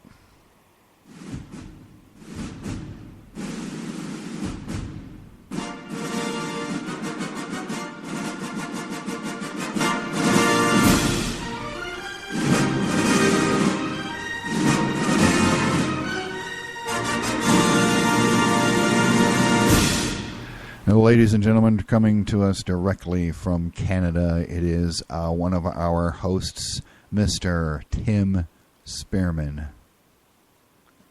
Yes, and my capital S is on my jersey, and I just popped out of the phone booth. Hello, gentlemen.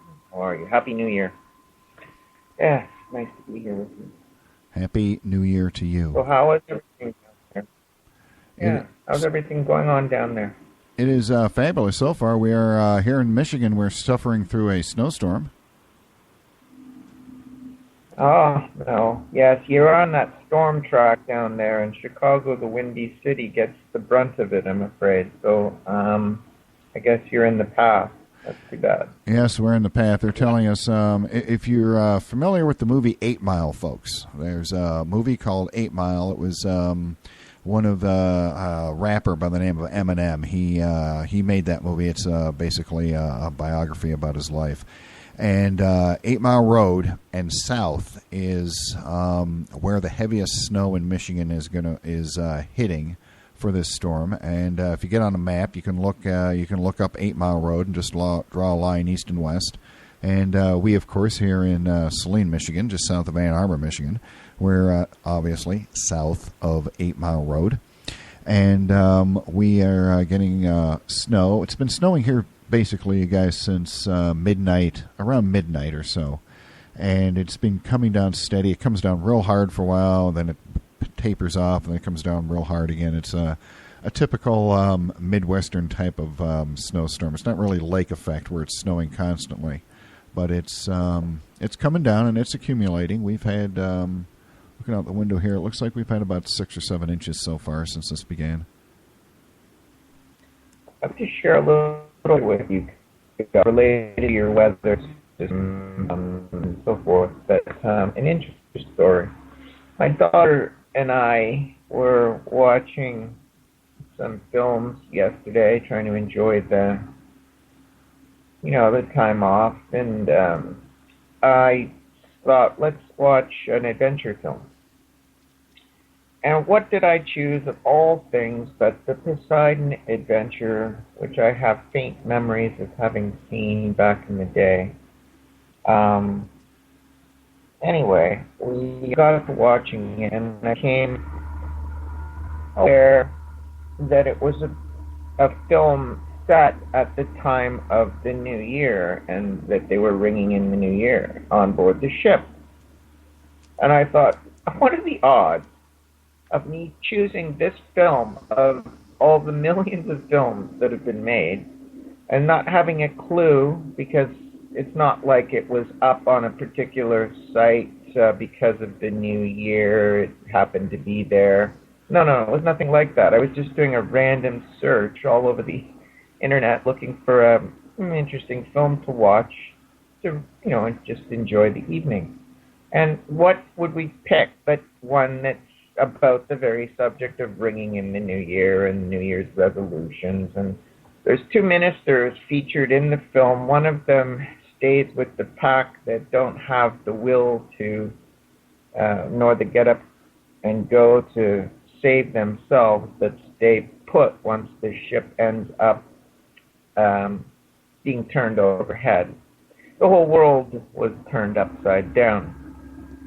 I find it an extremely remarkably prophetic film, because what has our world been but turned upside down since 9/11? And here we are floundering on board our ship, planet Earth, and some of us have the will and the wherewithal to, break out of that dining dance hall section of the ship and find our way somehow to the stern or the keel of the ship and look for an escape hatch, an exit door, a way out.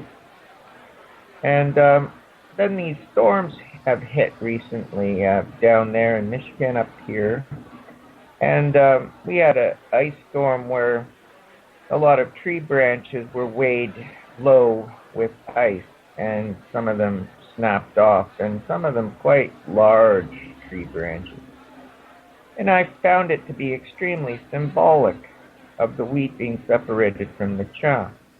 And when I look at the theme of this film and how some of the passengers were inspired by a minister who had this idea that each of us have God inside of us and we have to take initiative basically under the principle that God helps those who help themselves, those were those wheat that were saved, whereas the chaff, you could say, got left behind in that section of the ship that became flooded.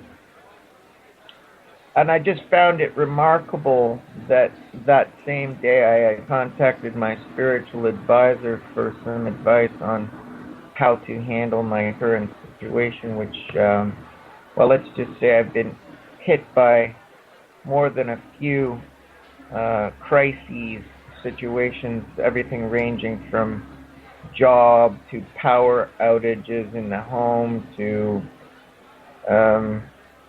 financial crunch and everything hitting at once, and it coincided with the visit of my dear daughter, which could not have been more ill-timed in that respect. And anyway, the advice given proved very helpful, and basically the import of her message is just that I'm learning the lessons I need to take charge of my situation, largely related to the ego, which I'm in a battle with, as most of us are on planet Earth, a battle with the ego to basically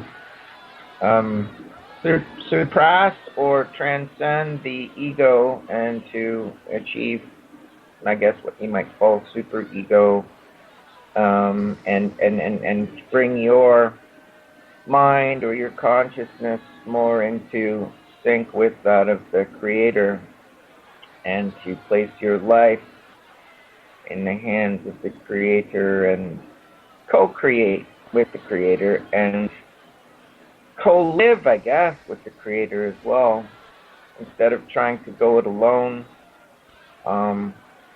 where you're only going to get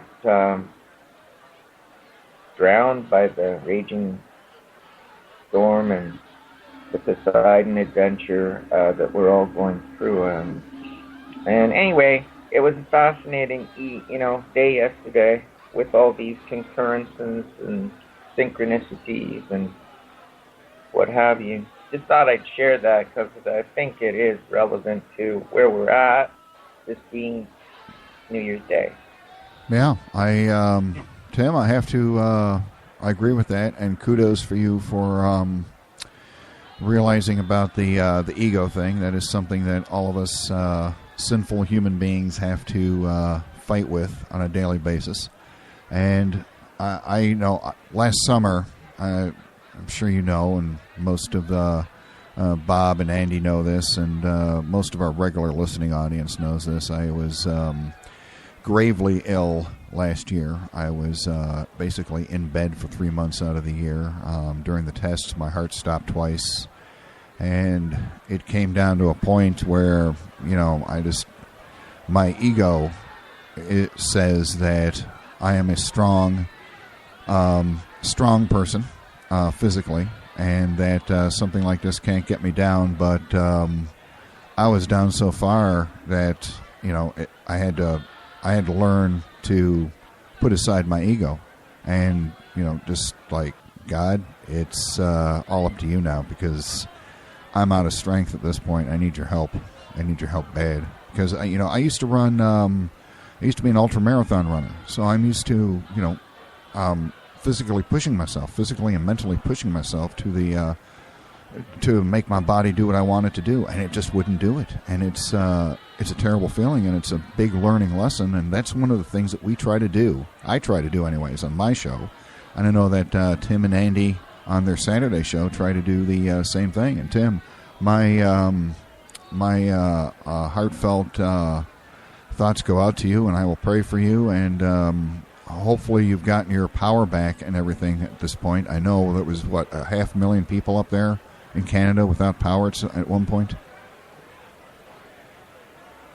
Yeah, it was quite the challenge. It's even pretty affluent folks in fairly affluent areas were hit and had no power for 4 or 5 days in some cases. I was lucky because I'm on a main artery road, and I think they used power generators to make sure the main artery roads were powered.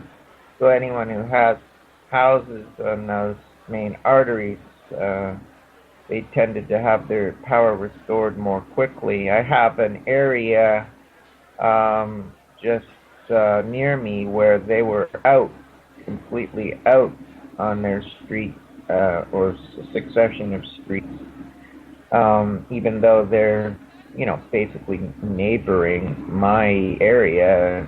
They're right next door, but they were without power. So I can only conclude from that they were powering the main artery roads where the main shopping centers are, and where people need a corridor to get to and from work and so forth. Yeah, it's been a challenge. The tree branches were down all over the place, and they've still not been swept away. It still really hasn't been addressed.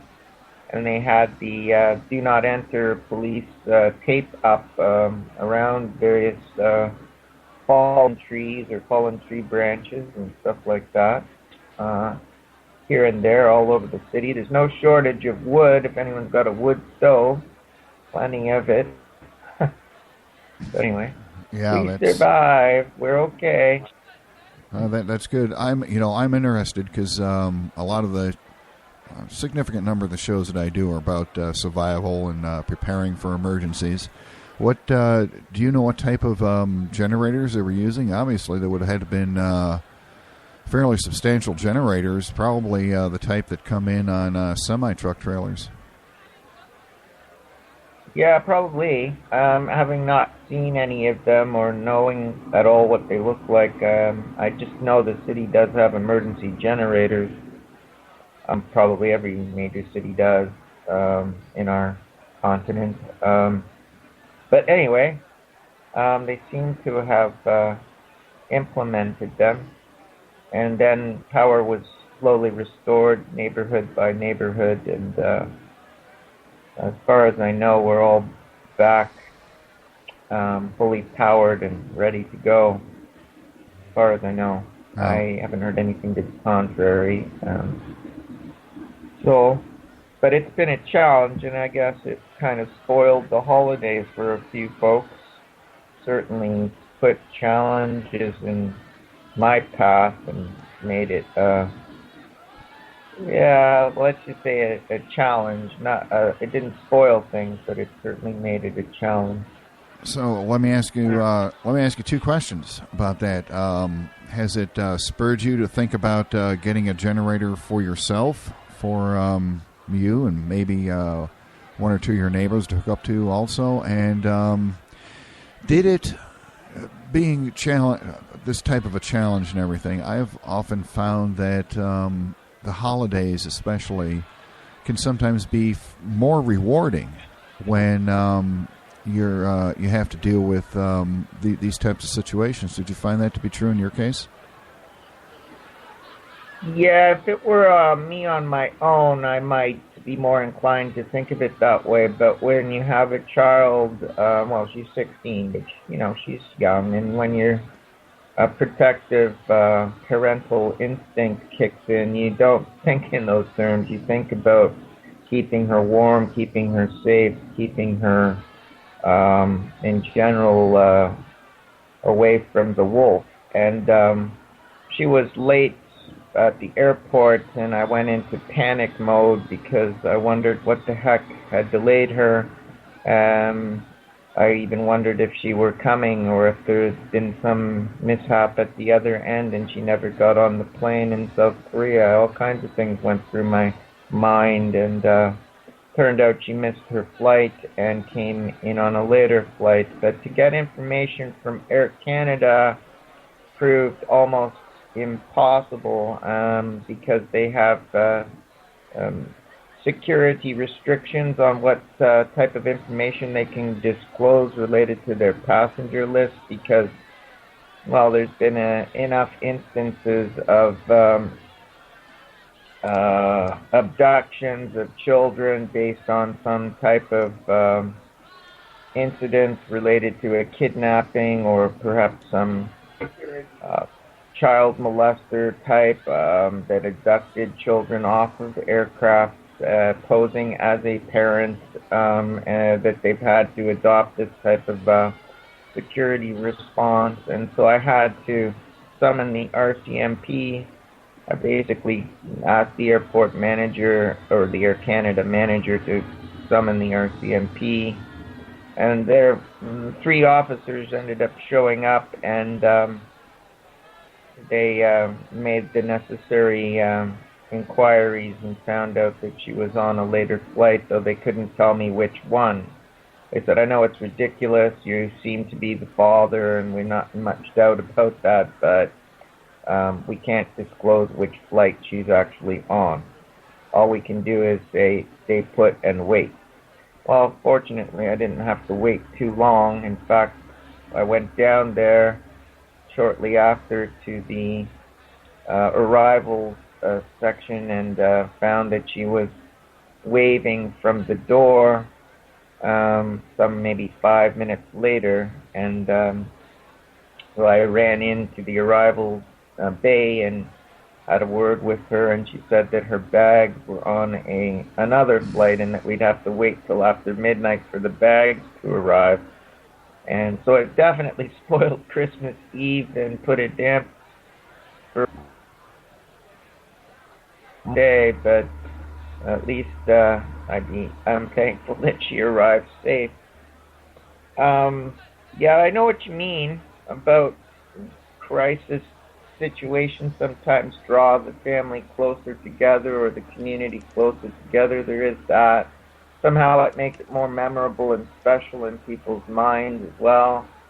We had to get through Christmas Eve with candles and had to break out the old camping gear and get the propane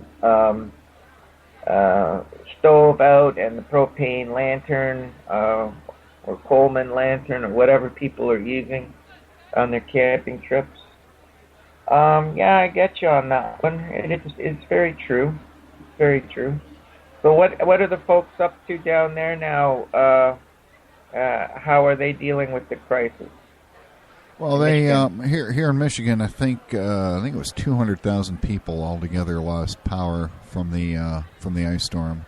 And a friend of mine, his family lives in Marlette, Michigan, which was hit pretty darn hard. I think the whole area lost electricity, and his father is tries to stay as prepared as possible, so he had himself a generator, and he was as in all neighborhoods, people have different relationships, and he was able to run his Christmas lights off of his generator, much to the consternation of the neighbors who didn't have any electricity. But that happens sometimes. But it's they're getting everything squared away. We had a big problem in our state capital, Lansing. They have their very own municipal power company, and apparently they had a lot of problems getting power turned back on to people, and of course people were all up in arms about that. If you've ever spent any time with linemen during one of these situations, folks, you know that these guys do an incredible job. I cannot imagine for a minute doing the job that these guys do, working around live power lines and being able to deal with all of these down power lines and everything else. We had a situation here in our neighborhood where we had these power crews working on the lines here, and these guys just do a tremendous job. And I think it was a little bit unfair that the people in Lansing got up in arms about getting their power back, but I can understand them being frustrated. And it's we've pretty much recovered from all of the situations, and now we have the snowstorm, but I don't think we're going to lose any power off of that or anything. It'll just be tricky driving for the next few days. And, I'm wondering, what do they do in the UK when something like this happens?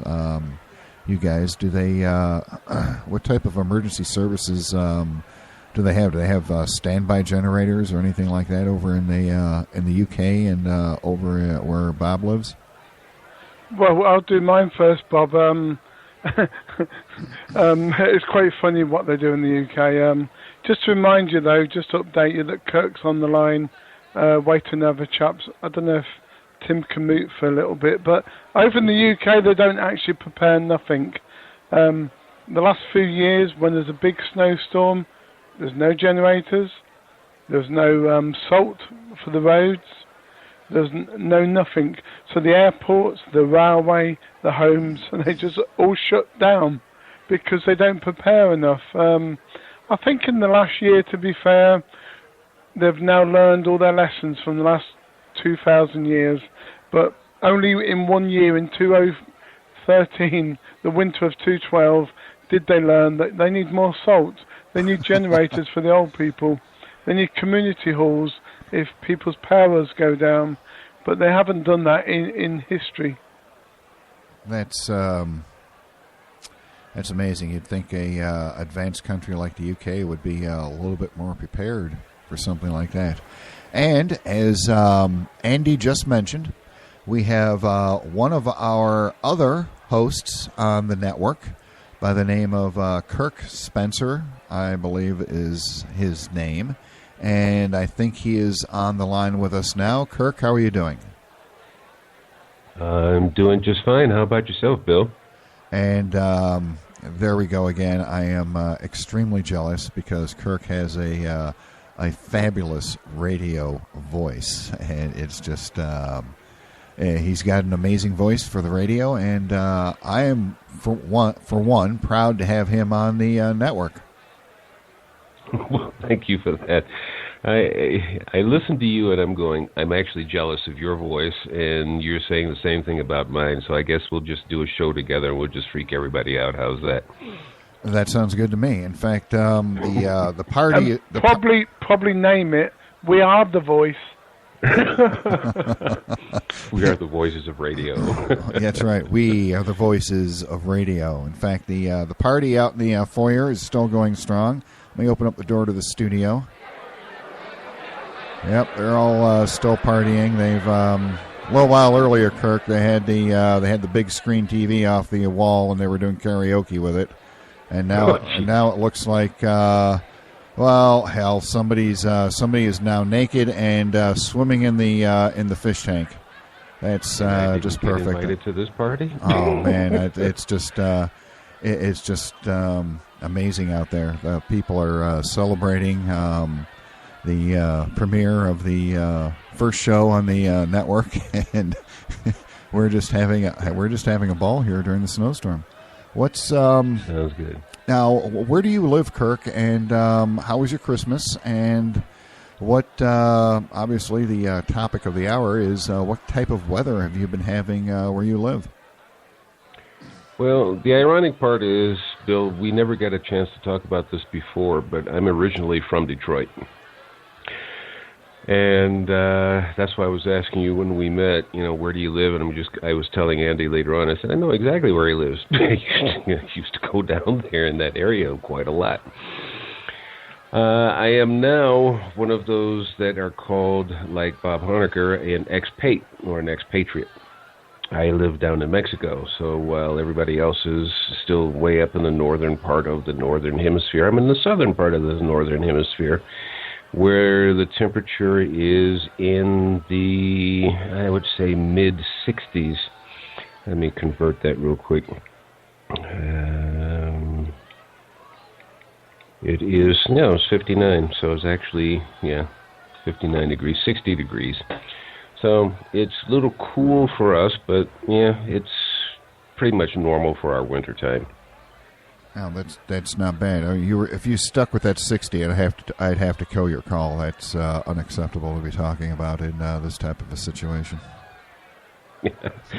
Yeah, and listening to you and Tim talking about what happens when power down here, we don't worry about it. Power goes off anyway. But power goes off, and we just light candles if it's at nighttime, or we just go to bed. No biggie. It's kind of a different thing. Now, I grew up in Michigan, and I used to love camping in the snow, so I used to have backpacks. And I was watching this video last night about, I forget what it was, but what the title of it was, but it's a video that takes place down in Antarctica. And it was like an independent interview of people that live and work down there in Antarctica, in McMurdo Base, I think it's called. And there's one guy that used to be a prisoner in a Russian prison, and he escaped, and now he's been traveling around. But in part of the interview, he's always saying that he always keeps a backpack that is always fully packed, so at any given moment, he can grab it and he can go out and live on Antarctica wherever, at least for a while, including tent, sleeping bag, food, water, you name it. He's got it all in there, and it's only weighed, if I remember correctly, hold on a second here. That's my calendar reminding me of something. Sorry. But anyway, he could go live anywhere that he wanted to live, at least for a while, probably until maybe somebody came to rescue him or something like that. But I was kind of that way when I was living up there in the United States, but I liked living up in the mountains, and here I am at the foot of a mountain now, down here. But the only time that the mountains around here actually show snow is in this time of the year. Come summertime, they're all bare. Interesting. Yeah, they here in the States we call that a go bag. That's one of the big aspects of being prepared is having at least one go bag ready to go. I have here I have all of my my first aid supplies in one bag, and I've got clothing in another bag, and we have, of course, our survival supplies, dried food and propane-powered appliances and whatnot. So we just stay as prepared as we can, because you never know when weather's going to strike or a terrorist attack or something like that. What general area in Mexico do you live? I am in the Mexico City Valley area on the northeast side of it. We're only about a half an hour by car from Teotihuacan, which is that, how do we say that? This big ancient site where they have the Temple of the Sun, Temple of the Moon, and all that kind of stuff. We're only about a half an hour by car from there. It's a small agricultural community, mostly, and we're only about a half an hour from Mexico City, so either which way you go, we're kind of in between. The thing about being down here, and it was kind of a weird thing, I got tired of living up in the north because I got tired of freezing. It's kind of a weird thing. I used to love snow, backpacking in the snow, and to a certain degree I still do. But I got tired of freezing. I got tired of my hands and feet and being cold and having to have special boots because of the salt and the snow. It eats away leather and yada, yada, yada. So I wanted to move away. So I ended up down here, making a much longer story, much shorter. I ended up moving down here, and it's one of those things of, and I let me stop here for a minute. I used to sit up here and I would hear people, now Bill, you being in the United States, you probably heard this a lot. When Bush Jr. was in office during his second election, there was about 3,000 people on New Year's Day that got up and moved to Canada. And just recently I found out there's a lot of people that are moving down here to Mexico. And getting back to my point of view here is it's just kind of weird that people are just saying, I need to go someplace, and some people are starting to look at Mexico as an alternative because, if nothing else, the valley that I live in is 7,400 feet above sea level. So, you know, with all of the, if you will, I'm going to say this tongue-in-cheek, but all the conspiracy about these huge tsunamis that could happen and so on and so forth, well, 7,400 feet above sea level is like 1.5 miles above the ocean. And we're so far inland that we don't, nobody here really even thinks too much about it. You know, people on the other side of the valley, because we're surrounded by mountains, they may be considering that might be a problem. But for us, it's not so bad. There's another video that was being shown the other day, and they were talking about this, was it Canary Islands? The Canary Islands is supposed to have a volcano, and is supposed to cause about a half or 1/3 of the island to slide into the water. So it's going to cause this. This is why I call it conspiracy, but it's supposed to cause a tidal wave that's 1,000 feet up in the air, and by the time it gets to the U.S., it's supposed to be 600 feet in the air and all that kind of stuff.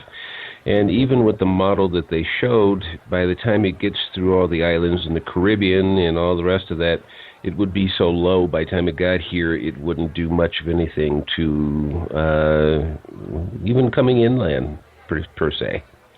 So anyway, enough of all that. So let me stop and let you continue. No, we had, I actually had a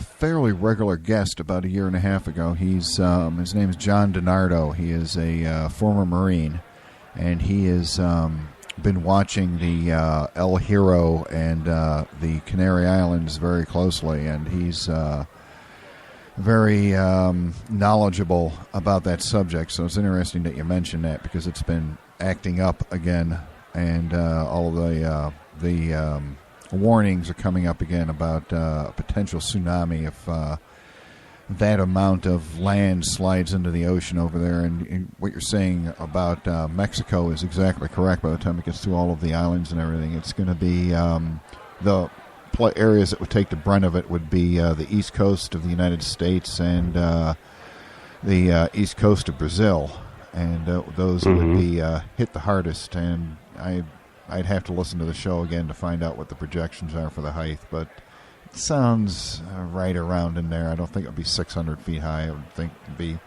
significantly lower than that. That's what they were saying on the video, so I'm just quoting what they said. Yeah. If I find it again, I'll send it to you later. Yeah, that'll be cool. I'm also interested. You're in the Mexico City area. What's the volcano doing right now? Right now, we have a little joke down here for those of you guys that actually watch it. So it's just kind of sitting back in his lounge chair, having a nice little cigar. It's puffing, but nobody cares. Okay, well, that's good. Every now and then, when it puffs a little bit too much, it hits the news, and everybody's just going, okay, whatever. It does it all the time. Well, what are the chances of the thing doing a major eruption? Well, that's what I've been kind of watching, because I have a lot of the stuff on my computer, such as ISWA, RSOE, USGS, and a whole bunch of other stuff. And I watch not quite on a daily basis, but fairly often. And everything seems to be going on the Pacific side of on the western side of the Pacific Plate. Everything's going on in the Philippines, Indonesia, Australia, up into Japan, even China and Russia are having all this, and you go further in between the Pacific and the Atlantic Plate, in, the Mediterranean areas and whatnot. All this stuff is going on over there. Over here, most of it is in the south, in Argentina, Chile, as they say here, Peru, and Ecuador. Ecuador's, I think it's their volcano, and I forget the name of it. Their volcano is acting up right now. But up here is kind of like, same thing as going on in the western United States. Just a little bit of shaking, moving, but nothing of any real consequence. That's interesting. The website he was talking about, folks, is it is run by, I know it's a European country. I'm not sure exactly which country. It's called RSOE. And that comes out of Budapest, Hungary. Okay, it comes out of Budapest, and it's the majority of it is in English. And if you just do a Google for RSOE, I think real-time emergencies, it'll show you. It has everything from traffic accidents to thunderstorms to power outages to volcanoes and earthquakes. It's quite a comprehensive site. It is. If you like to stay informed about the natural world and what type of things are going on around the world, this is the place to go to, because it is it's a fabulous site, and they do a great job at it. Yeah, then I add in NOAA and USGS and ISWA, which is your solar weather and all that kind of stuff. And there's a bunch of little sites. I don't have them all, but I've got all that, a great deal of them. Even have NASA's NEO, Near Earth Objects, in there as well. So, yeah, there's that's another aspect of whether or not we're going to get whacked by a meteor anytime soon. Anything interesting? I haven't looked at that in a few weeks. Anything interesting cropping up on that? Any near Earth encounters that we should know about? As of about 2 days ago, there was nothing. The closest one that came up was about 3 lunar distances away. And I think that one has already passed. Interesting. But let's see. I can actually pull it up while we're... Why don't you say something? Let me pull this thing up here real quick, see if I can find something. Something. I would like to ask, I am. I would like to ask Kirk, from a spiritual point of view, maybe that's going to just take the show out of time, but what's happening 2014 spiritually?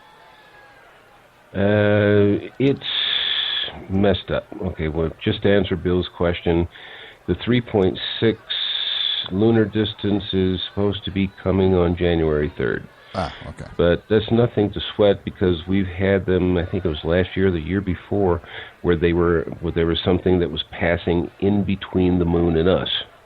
And we're still here talking about it. So. I think that one that you're talking about actually passed underneath the geosynchronous satellites too. Yeah, exactly. That's amazing. So Andy's question still stands. We have, let me see here, we have 9 minutes and 40 seconds left. Go. Okay.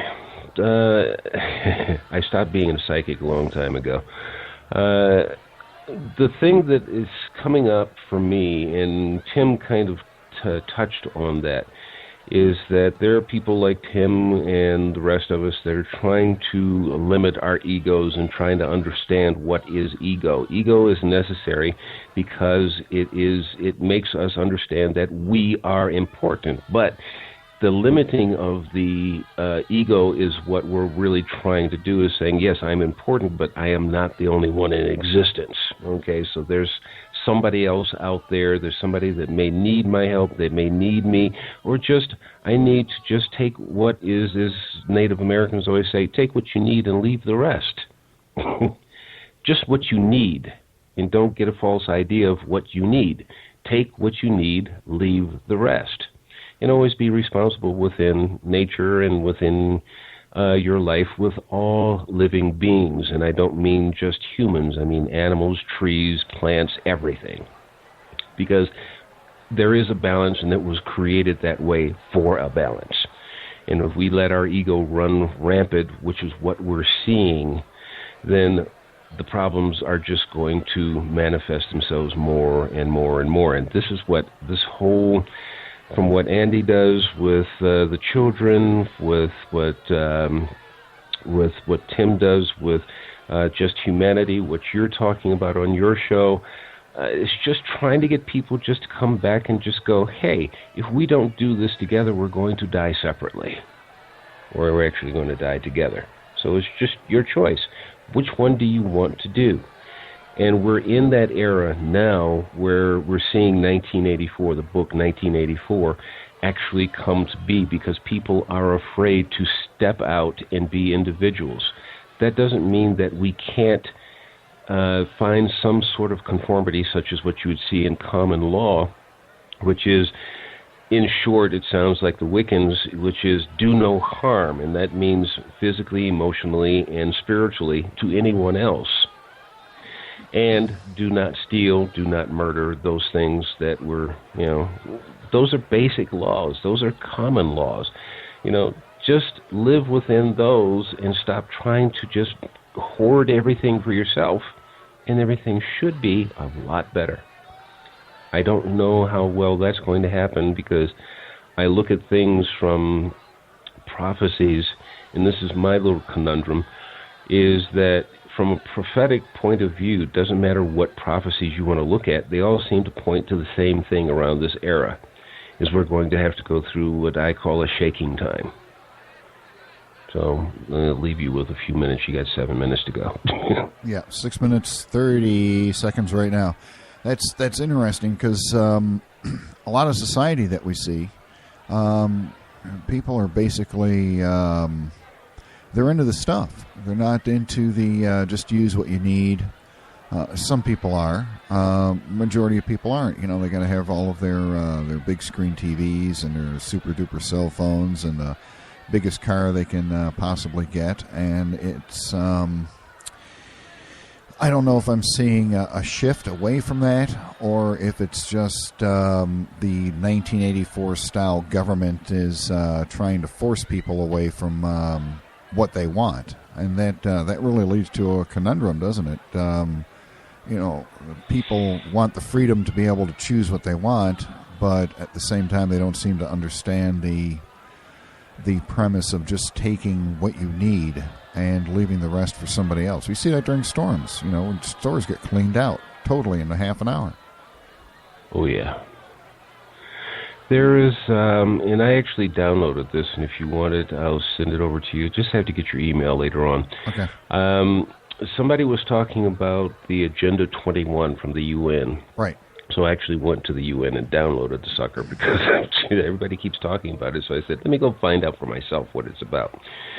So it's in Chapter 3, and what they're talking about is changing society, which the way it's written is not all that bad, but when it comes into actually understanding it, it might be something a little bit different.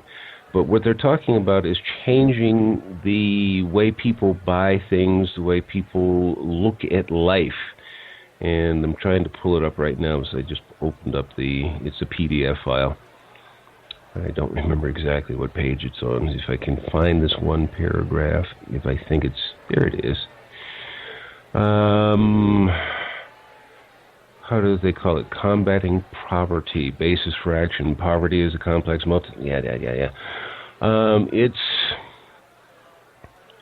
they want to manage resources. This is part of Agenda 21, Chapter 3, and per the PDF that I have, which I got from the UN, it's page 14. It's talking about managing sustainability, and which I guess to some people kind of scares them because managing sustainability means FEMA and other things. But they're also talking about changing how people buy things, what they buy, what they use.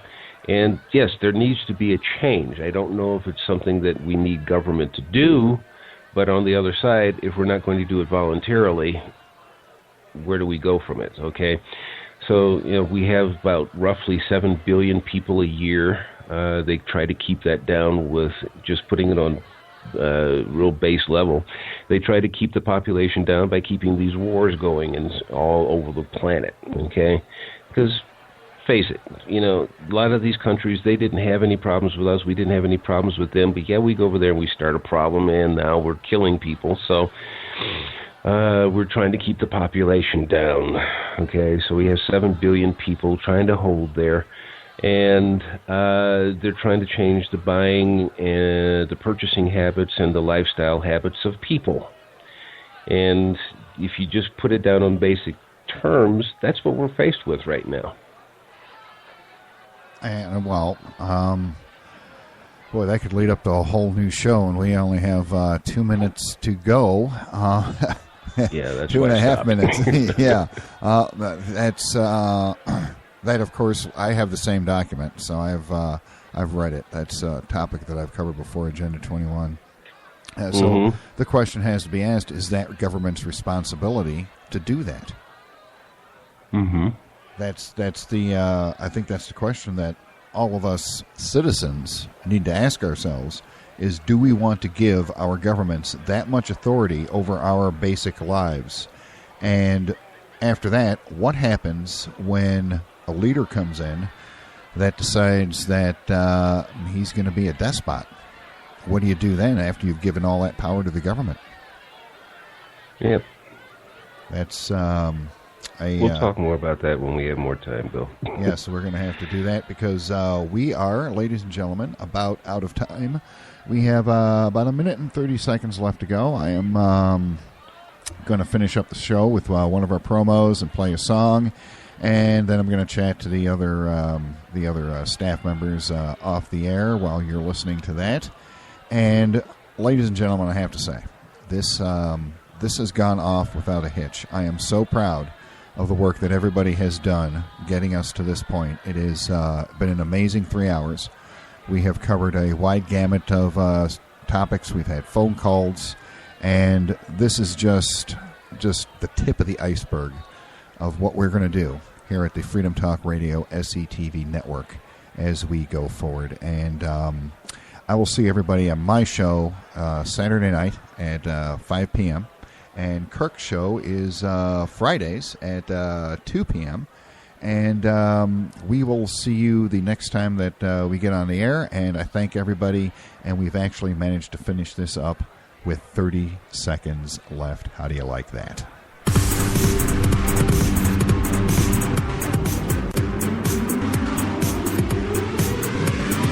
freedomtalkradio.co.uk.